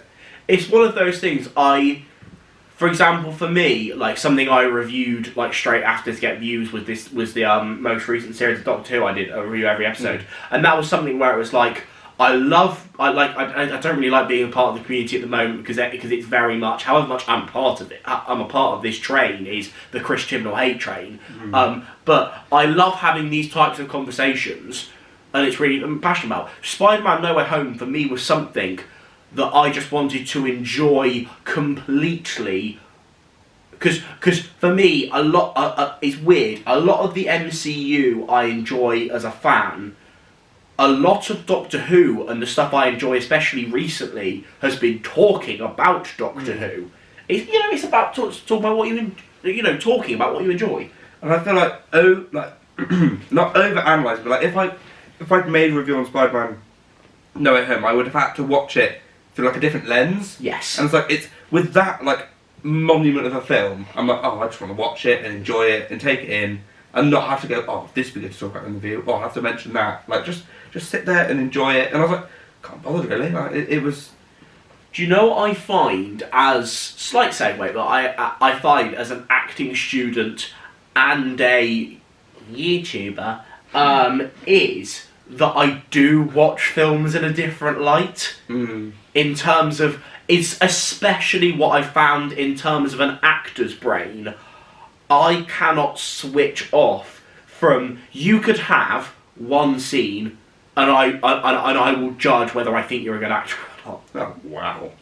Jeez. I like, obviously, you know, I'm not going, oh, that extra in the in the background isn't quite believable. Where's your super objective? What is your super? But like, Nice. you know, like I will. Wait, where's your super objective? Like, you know, it's like if I watch a film and like, yeah, it might be a good film, but I'm not quite convinced by the performance. I can't enjoy it. Yeah. See, I'm not so much like that with films. Theatre, I get like that a lot. Very much. Theatre, I cannot watch anymore without going, I would have done that, or the direction on that was a bit strange. Films, I can sort of remove myself from that and just watch it. It's weird. A lot of TV I can forgive because it's one of those things where not only do you spend a longer time with characters, if they're not the best performance, you have to forgive them, or you're just going to be in your own head every time they speak, going, "You're a bit shit." Like, you know. But it's one of those things, and also because a lot of them are more writer driven. You know, TV is a lot more about the writing and how that plays as part of the season. Yeah. So like theatre, yes. I know you don't as much on film. I do, definitely. TV, I will do initially, and then I'll try to forgive it so I can settle into the experience. Yeah, I get that. Good. Good. James analyzes TV. Oh, Good, my English just did the bend, James. You're doing great. No, I'm not. I literally, there's been like 10 points in this podcast where my mouth has just not functioned. My brain and my vocal cords have just not worked together. Well, it's... I think I know what the problem is. What's the problem? I think faster than I can speak. Yes. I do this all the time, where my brain is like, here's what you should say, and then my mouth can't keep up with what I'm trying to think, and so it just comes out as like a blah.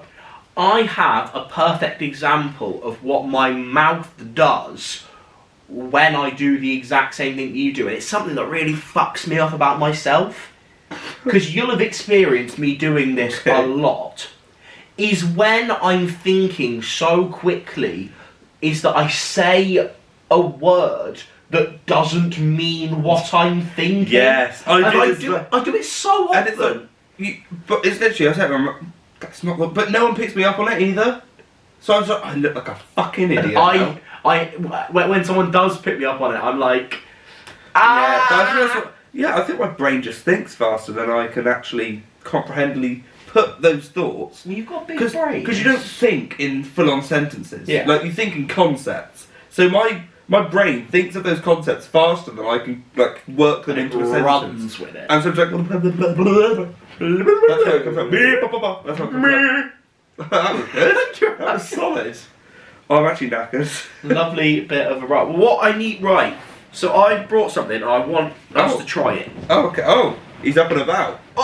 I'm so settled into that. So if this is a drink, do we need other glasses?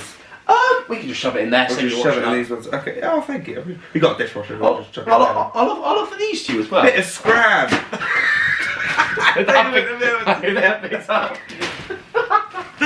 As I said, bit of scram. So, James just launched. Just to liven the, it's a Christmas effort. We've got to make some effort. So we've got some reindeer. I love how you said we've got to make some effort. Like 2 hours into the podcast. For a long time, viewers, we will now make an effort. Some reindeer biscuits. I was looking for a drink that I could bring to the podcast to see what would seem quite Christmassy. Yeah. Gingerbread latte, Irish cream. Oh, it's just like a gingerbread Baileys kind of thing. Because that's just Irish cream, isn't it? Yeah. So it's like a gingerbread Baileys. No, I'll pour us like a shot amount. Yeah, like that. And then if you like it, we can have a wee drinky. Ooh. This is the other thing I do. Talk about how my brain thinks faster than I can speak. Yeah. I confidently think I can make a joke out of something before I've thought of the joke. I've done it in the podcast like twice. I'm like, I can make it. No, not gonna happen. Like you said something there. And I was like, no, there's no joke there. No. I'm so desperate to make a joke But it's just not. There are some people you see in this, like, you know, your Jack Whitehalls, your Russell Howards, your Stephen Trice. That's, you know, Big up. Yeah, big up. What, man? Nice, that's good. Fucking hell, I did it again. You did. I don't know I'm doing it. But like those people that are just like, not only if they sat down can like do carefully thought out jokes, but can just do them so on the spot, improvised. Like I'm not gonna sell myself short. I think, and you, I think we're both funnier than the average man. Yeah, I'd give us that. I'd hope, I think, you know, we are, quite frankly, I'd hope most people doing acting at least have enough comedy to be, you know, on average, if you paired two random people together, most acting students, because, you know, mostly you do drama or comedy, you'd hope they could be funnier than the person than the random person on earth that they're paired with. You'd hope so. You know, so I'd like to say we're funnier than the average man, but my brain does not work. Like, if I was to do anything properly, at some point I might consider stand-up comedy, because I think you should. I think I have ideas, but I am just not that quick-witted to be very good at improvisational comedy. See, the thing is when I don't try and be funny, my brain will come up with like plays on words. Like at work, I do it all the time. I'll just come up with like a play on words, and at home I do it all the time. But when I try and like you said, I was like, no, there's no joke there, and it's just, who knows? It's when you make a joke that's, you know, you don't want to be big-headed, maybe like it's too clever, or it's you know, it just isn't particularly funny, and no one laughs, and you're just like, back to my shell. Yeah, alright then, I will shut the fuck up. Wiggle back. Well, right. Let's hope gingerbread latte Irish cream is good. Are we gonna do the, you know, the really like Tory? They go, oh, I'm getting scent of Tories. Fuck off. Getting scent of Tories. I'm getting scent of the poor. That's what Tories do. I hate people that do that with red wine. Have you seen what they're like? Cherry, cinnamon, privilege. Get out. Fuck off. Cherry cinnamon. I was like, well, see what's funny? You're I didn't try to. That's it, that my brain just did that for me. That's what I mean. Like I don't. You know, I'm excited. Though. Cheers, cunt. Chin chin. Oh my fucking god! You know what? Oh my god! The after hit, the hit of the. Oh, that is the. You get like a. How much have you? You'll get the same son. What percentage is this? 17. That's alright. The best thing about. They're getting 2 drink reviews in one pod. This is the. Oh, if you're of age, please get this. It's the greatest fucking thing. The latte flavour isn't particularly strong, but it's that hint of it. But the Gingerbread. The latte hits you at the end. It's like the back of the, like, it's sort of, it's like, gingerbread, that's nice, it goes down well, and then the coffee's like, hey, coffee. You're like, oh, that's amazing. I have to get myself some of that for Christmas Day, because that's, these, right. I've also just opened Should we tell this story? Do you want to say what you said off camera? So, we joked about the Christmas series that was 3 episodes long. If you haven't watched it, you need to, we put them in a playlist. I think so. Okay, cool. I'll put the playlist on there. You should watch them. So basically, last year I did a review which basically sprout flavoured truffles. And you can't really say much because they just obviously taste like fucking truffles. So this year, we've got reindeer biscuits. They're just going to be biscuits. They're just going to be biscuits. That look like reindeer. Chin chin chin chin. Oh, fucking hot. Christ, cunt. That's a pretty soft sound. A bit. I was quite disappointed. I'd say it's less than just a shortbread. It's not even. That's not shortbread. I'd say it's shitter than a normal biscuit. It's a bit bland. Scrum. Scran is scran. It's just a bit. It's a bit lackluster, isn't it? Really. But it's scran. I'm not going to eat at the same time as you because otherwise there should be silence. Yeah, it's when you're doing a podcast and it's kind of like because you want it to feel as natural as possible. But sometimes I feel like I'm bad in terms of either I'm just talking non-stop, like I'm too much. But that's good. But I feel like sometimes I'm like too much in YouTuber mode where I'm just like, there is camera, let's stare at camera, talk and tell a story. And I'm like, it's supposed to be a conversation, cunt. And sometimes I'm there listening to you and I'm like, James, it's supposed to be a podcast. Like, not only should you like chime in, make some conversation, and also because when you have normal conversations, you know, you're always taught it's rude to interrupt. Yeah. So you always, you know, things like spark and like you get thoughts when you're in a conversation, but you don't do them, and it's kind of breaking that habit of something sparked in you. Fucking say it, cunt. And this is where I feel bad. Like when you've been talking about your Christmas Day, and I've remembered something that I didn't say about mine. I'm like, oh, and it's like if you don't do that, at least with me, if I don't say it then, I'm gonna forget, and then I won't bring it back up. And then, so I need to interject and be like, oh, I've just remembered this. But it does feel rude. I'm like, sorry, I know you're telling a story, but I just wanted to... I do feel like we've got a bit away from Christmas, though. We have. We got sidetracked. We digress as... We digress. Christmas. It is Christmas! It is Christmas! If you didn't know, it is Christmas. It's a reindeer, but it's just the antlers. Now, I did a series last year, banging series, of the best Christmas chocolate tub ting. Can you remember my ranking? Right. Of like, I don't mean of individuals, but of the 4 of Rose's Quality Street Celebration Heroes. Because I want to hear yours. So what? Right. So you want me to guess yours first and then give mine? Yeah, go on. Right. So I know you prefer Quality Street to Rose. I'm going dead analytical with this. You are. I know you. So I know you prefer Quality Street to Roses.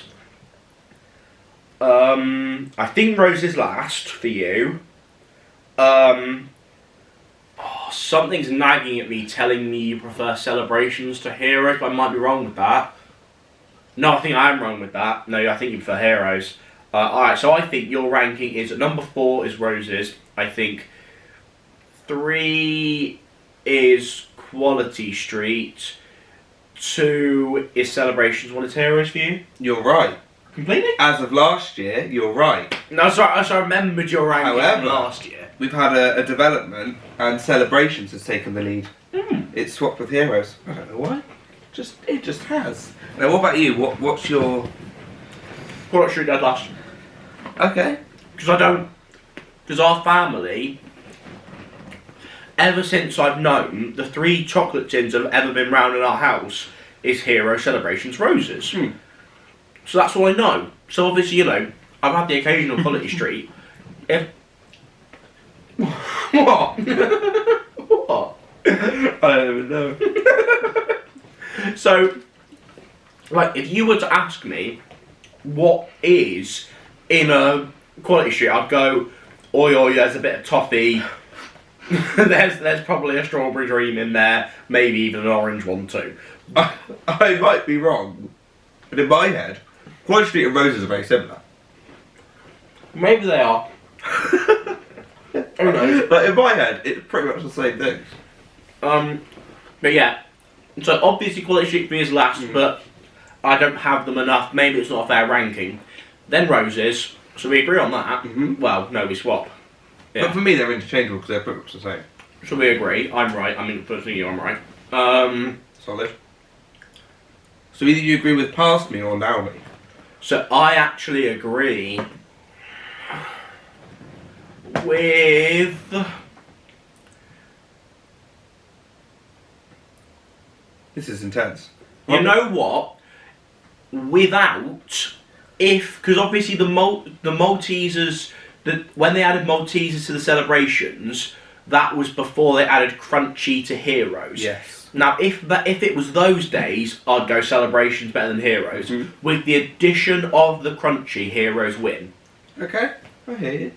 Now, one of the important things is to go, right, those 4 boxes, what is your favourite / if you've got a few, we're not discriminatory, what are the ones you're leaping into straight away? What's the one or two you're going, nah, fuck that? Celebrations is probably quite an obvious one for everyone in terms of unless you're uncommon, it's usually Snickers or Bounty, which I would agree with. I'm leaving them. Those two are gonna be in this house.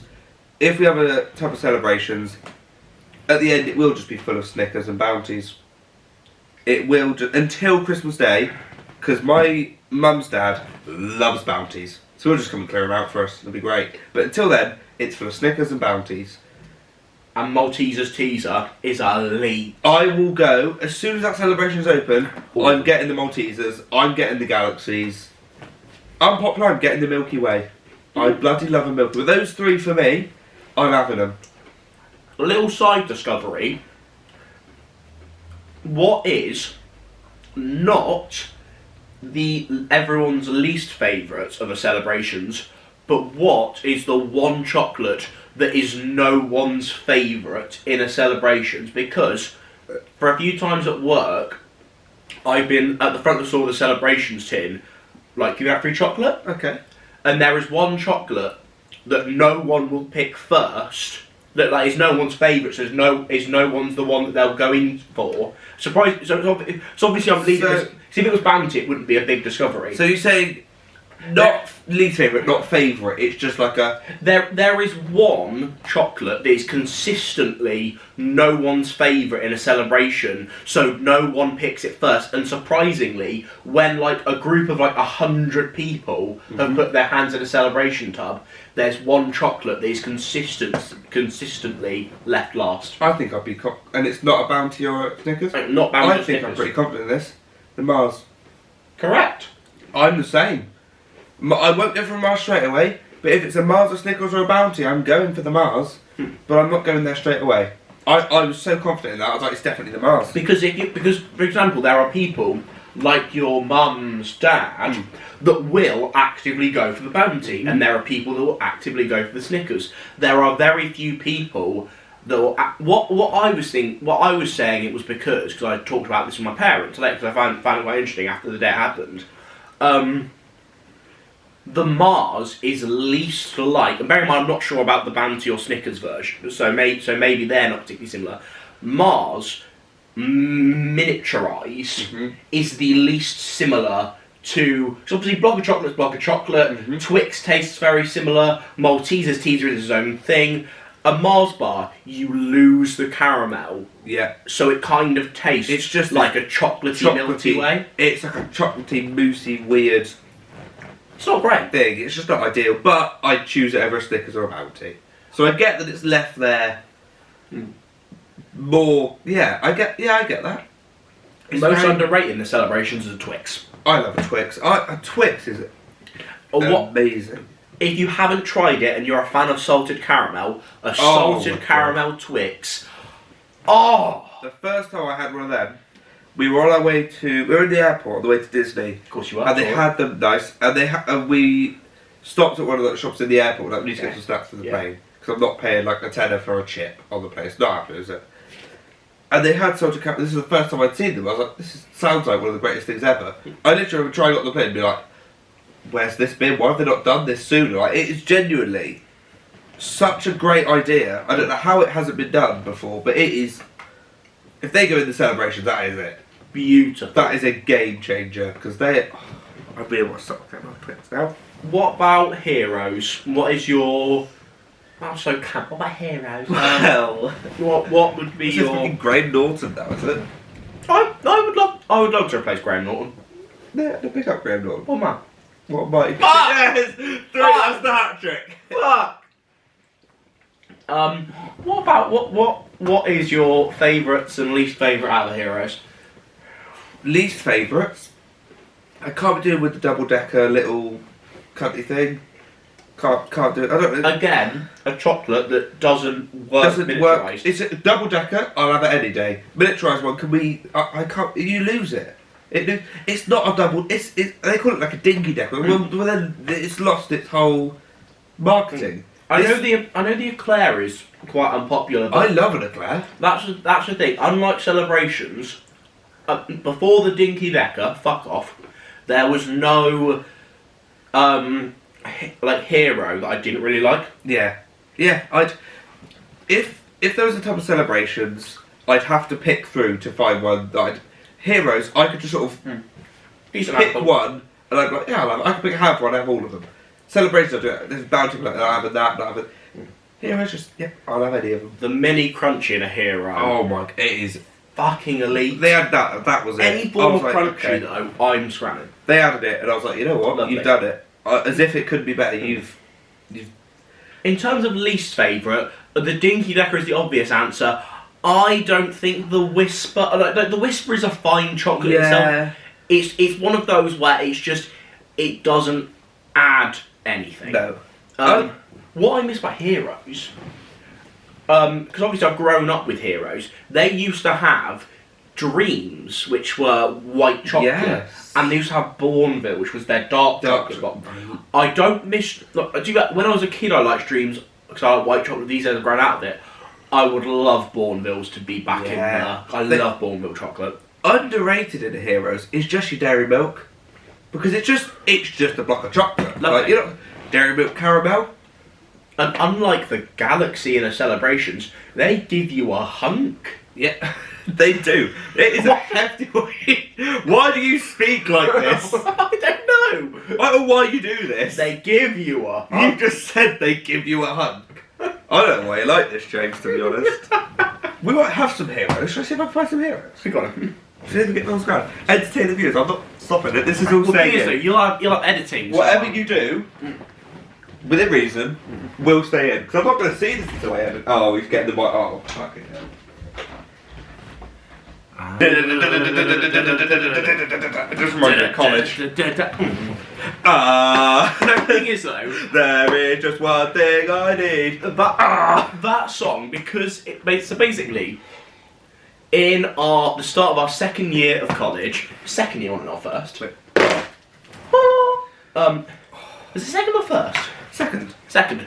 We had to do a version of All I Want for Christmas Is You as a choral arrangement. So fucking hell, I was Grim. So the male. What did you do? Little burp. Oh, cool. So the male harmony for that, obviously, it's so hard to learn like male harmonies in general, because if you know the song, the male harmony is never the version you're used to. No. So when we did a choral version of Bridge Over Troubled Water, impossible for me. Yeah. I don't think I sang it right on the day. Love a bit of Simon and Garfunkel. I love them.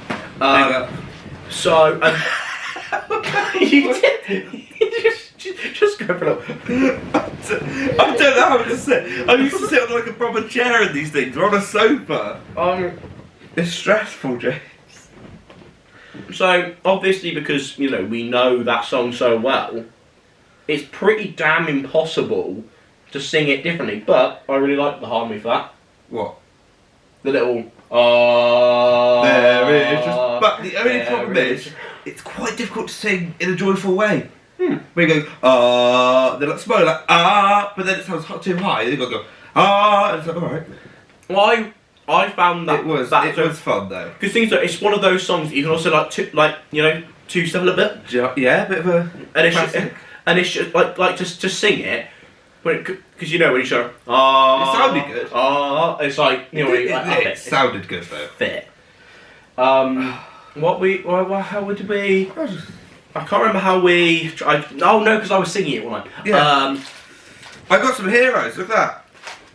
Yeah. So this is a bit cunty. I find these very sickly. I like those. I find this. I know this is your place. Yeah, they'll do it. These underrated. You can't go wrong with fudge. They're fine. Twirls. I like them. I like 12. Look at this godly piece of chocolate. It is just. There is just one thing I need. It's just. You can't go wrong. I'm scrambling one. Yeah, then go for it. Scran away. I could have. Just a slab, as you say. Look at that. That is a hunk. You're not wrong. Just a hunk of chocolate. It is a hunk of chocolate. What does that taste like mixed with a little bit of gingerbread? Brandy, look at the branding. On brand. Oh, again, we're just eating and drinking. This isn't content, James. We're so shit at this. You can't make me laugh when I'm trying. Yeah, that was good. That was good. The whole of Swedish chef. You throw it through. Yeah, nice. Now that's cleared up. That's clarified, isn't it? I'm trying to scratch as quick as possible so you'll stop taking the piss out of me.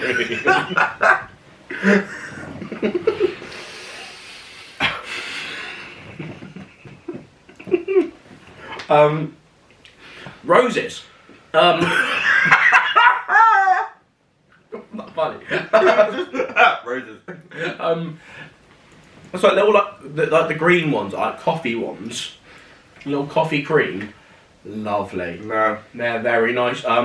Little golden barrel. Which is I love golden barrel. big I say big hunk of caramel, but you're gonna take a piss like me for that. Because it's a big hunk. Love a big hunk of caramel, me. Worst thing is though, obvious. You know, like we didn't need to go into the specifics of Snickers. I don't like it because sweet nuts aren't particularly. You are fucking ridiculous. You are fucking ridiculous. I quite like a savoury nut. I don't particularly like a sweet nut. I don't know what we say, James, to be honest. So a Snickers isn't very. I'm trying to ignore you. A Snickers isn't very nice. Nice. And a lot of quite. There's like 3 or 4 roses that have nuts in them. And that's a bit shit. So. Any ones with nuts in for the roses. I'm not allergic. I just don't really like a sweet nut. I don't know what you'd say to that. Professionalism. Sorry, James. Fucking wanker. Jesus Christ! This shitty little podcast. Right. Shitty little sofa. Fucking hell! You think you're all that? You done? What was it funny? You eat your fucking sweet nuts. Sorry, fam. You've got a £10 from fucking Proper Job. Keep calm and carry on. The range, Poster. actually. I don't know where it's. I don't know why it's here. Do you know what this is? These are all the pictures that we don't want anywhere else. Fair enough. That we just no one comes in here. Except for now. I might as well talk about this room because I've never been in this room before. It's good, isn't it? So is this So- like, supposed to be a garage or? This was a garage originally, but we didn't use it as a garage because, like, we were just like, we don't really want the garage. We're not going to use the garage. Yeah. So we had the amazing idea of turning it into. So when we first moved here, my younger brother wasn't born, so it was just me, my older brother, and my parents. Yeah. And it is a 4-bedroom house. So you've got my parents in one room, me in one room, my older brother in the other room. We had a room spare. So it became like a sort of playroom thing where we had like all of mine and my brother's toys. We were like, something like 10 and 12 when we first moved here. So like all of the toys, we just went in there and just whatever, just. And then obviously Alfie was born, so we were like, right, we need to use this room. Yeah. I somehow got the biggest room. That's how it happened. And then we were like, but we don't have anywhere to put all the shit.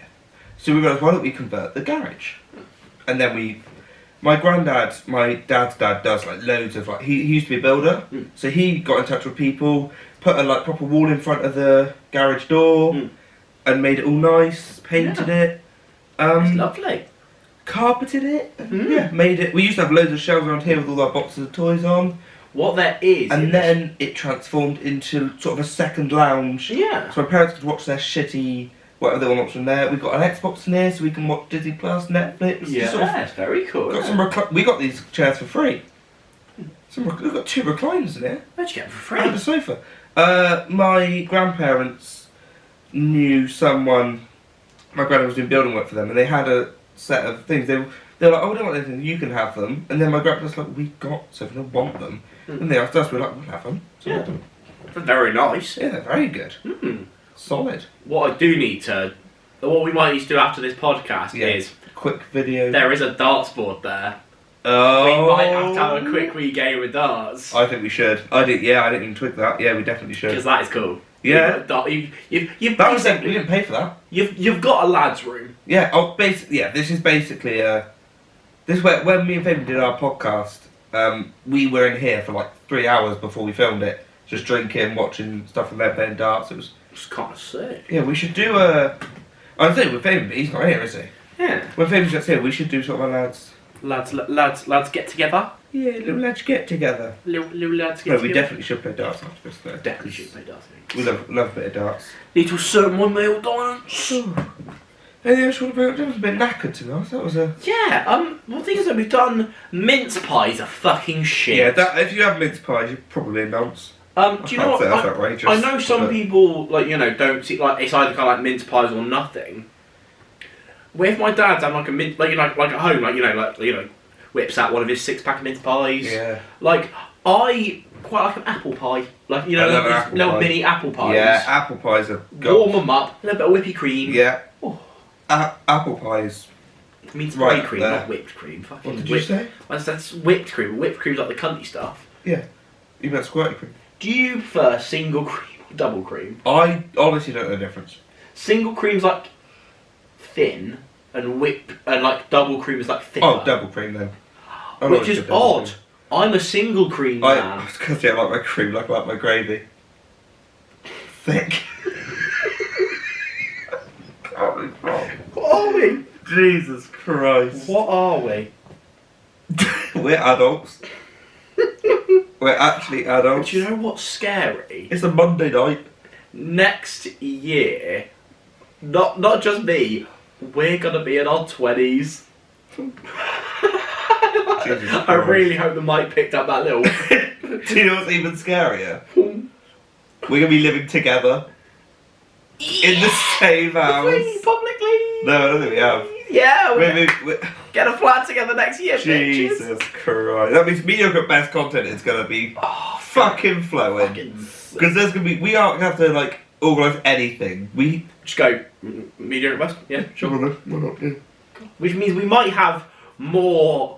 Not podcasty stuff. More podcasts, more clippy videos, and also there'll be 2 other people living with us You that can come on. that basically will probably. The best thing I can equate it to is like not exactly this, but I wouldn't be surprised if it's how consistently I was on the Fraser Oliver podcast. I think it probably would be. Probably similar if Because they're both amazing people as well. Yeah, They but- would both be up for it. I probably wouldn't be surprised if it's slightly less than more Yeah. in terms of on average, but But they will both.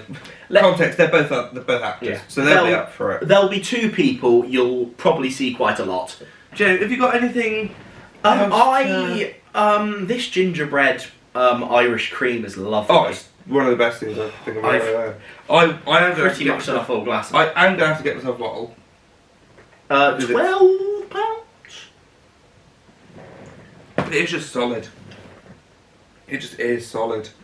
Very drinkable. It's so smooth. a bit too drinkable actually. That's bad. It's 17% as well. It's quite dangerous. That bottle isn't coming home with me. Either way, we're gonna finish that. We've got darts to play. haven't That's play. we? Right. Yeah. Any more? I think overall, I saw a lovely post, which I think is a lovely note to finish this on, Okay. and I kind of feel the same way in regards to the whole year and it being tail end by Christmas. If you are feeling, and I'm not sure how much this applies to you, but it definitely applies to me. If you are fully up for Christmas, like 100%, everything's brilliant, like brilliant. I'm so happy. That's lovely and brilliant for you. Well in. Have a lovely Christmas, or I hope you had a lovely Christmas, depending on what point you watch this or when this comes out. Lovely. Don't. If this instead for you is a little bit of Christmas, but also just a point for you to calm it down a little bit, have a decent recharge, little think. I know we don't do much genuine stuff on this We don't. podcast, It's all.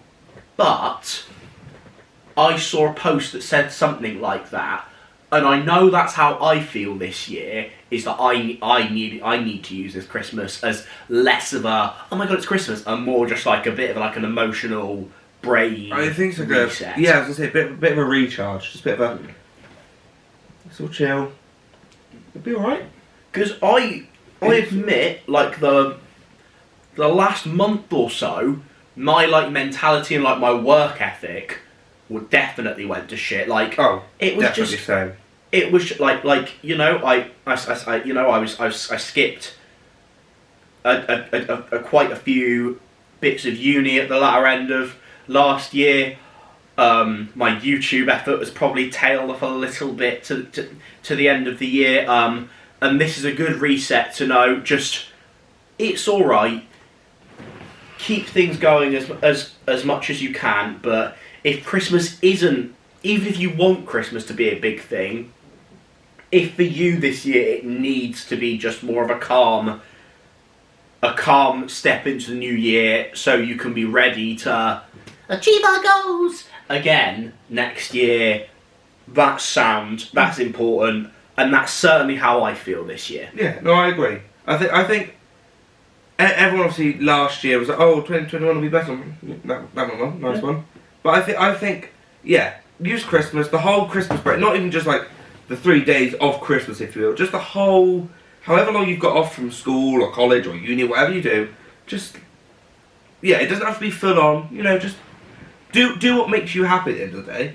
Just take some time, breathe, and fingers crossed, you know. I think set yourself some goals as well, because as cheesy as New Year's resolutions are, they're so good to sort of keep you in check. Yeah. And you sort of be like, have I done this? That probably like, and make it things that are actually good for you, and not just like the classic go-to resolutions. Yeah. Think what don't learn a new language this year, like No. say, or you know, like, or if you're going to do set these like for example, like I've got like a goal I'm going to be setting myself next year isn't just lose weight. It's probably for me is gain better body confidence in terms of that means I'm going to work on all of those elements of, you know, health and fitness and how I look, and combine that, and, you know, don't like bland goals don't get achieved. No, yeah, and I think that's a perfect point. Actually, bland goals are just gonna fizzle out by March. And you'll be like, oh, Fizzle out by the 2nd of January. you'll be like, oh, didn't do that. Whoops. But yeah, make something you care about and think this is something I actually like. One of mine is I want to like make an effort to go out more, and I obviously don't do like going out and getting drunk, but I'd be like seeing people, like making the effort, the conscious effort to see people, because I'm one of those people that needs like human interaction. 100%. So it's like I want to make that effort to like instead of just going, oh no one's said do you want to meet up? Ask them. Go and see people. I need to get better at that. I just want because I'm always like, no one else want to go out. I guess I'll stay in. It's like, well, no, ask people. Do you want to do this? Do you want to do that? Do you want to put yourself out there? For me, I need to, in terms of social interaction, rely less on alcoholic going out. Yes. In terms of, I need to get better at not just going. You want to go pub? You know, that's what even if it's as simple as, do you want to go for lunch? Yeah. Like, you know, like not just because alcohol is very easy and a very good convincer. We say as we've It's had Christmas. 2 glasses of rum, and they're probably going to polish off this bottle. Oh, most definitely.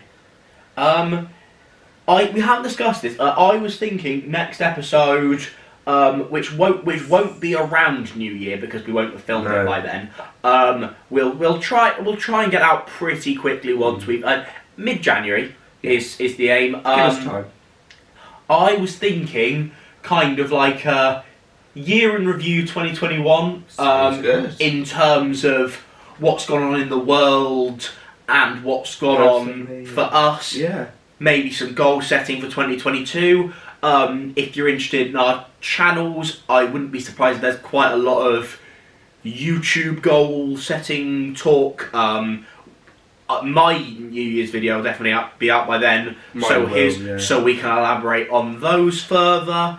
And then probably for a while back to the similar format that we set in the first 4 episodes. Of just any topics we've gathered through the week. Roughly hour-long chat, because the regular podcast has quite quickly become about an hour, which I don't want to set as a permanent but fixture. It is a good... That's how long we've, feels like we're not just snatching things out of thin air. We're keeping things tight and relevant and relaxed. Yeah, and I think the system of us just, anytime we think of something in the week that'd be good, put it on our phone and we bring it up, and we just waffle really well for about an hour. Yeah, perfect. That's a good note to end it on. So that's the plan for the next one. Apart from that, Merry Christmas, Fraser. Merry Christmas, James. Merry Christmas. Merry Christmas to you subscribers. Yeah, the key only to subscribers. Yeah, if you're not subscribed, if you've watched at this point 2.5 hours, I'm pretty sure this is 2.5 hours. That'd be mental. If you've watched 2.5 hours and you're not willing to subscribe, what's going on? To be honest. Why don't you just get in your bin you're clearly from? And this is quality content. It's sick. We're actually really good. Such good fucking YouTube. But we're giving you free content here. We're not charging us. Yeah, this isn't side plus. Nice, good reference. Solid. Yeah. Oh, look at us. Yeah, get in the bin. Oh, look at us. Yeah. Oh, look, we can give you chicken. You'll do some vodka. No, I don't actually. I'll get my Smirnoff gun. Yeah. Ooh yeah. Ooh yeah. The trailers. That's good. I love the trailers. I love. Actually. Oh, we're so. Jesus Christ. Quick side note. That's such a niche reference. We're about to finish the podcast. Every time I'm in the Odeon, and that comes up, I will literally, whoever I'm with will give me the dirtiest fucking looks, and I will do the. Ooh yeah, it's the trailers. I love the trailers. Oh, especially chosen for this film, actually. That sounds like Stephen Merchant. All chosen for this film, actually. And you know where they do like the it's like drum and bass, like with like a little like cinematic logo with like the DCB logo. Yeah. I will always be there in my seat. Like, that's the best bit. Yeah, I was like, okay, I see. Basically, I love the cinema. I'll put that in my notes for a normal podcast. I am the worst person to go to the cinema. Oh, stay. We can't. We need to put this in our notes. In the notes because I am shocking. Merry Christmas, cunts. Have a good one. Yeah.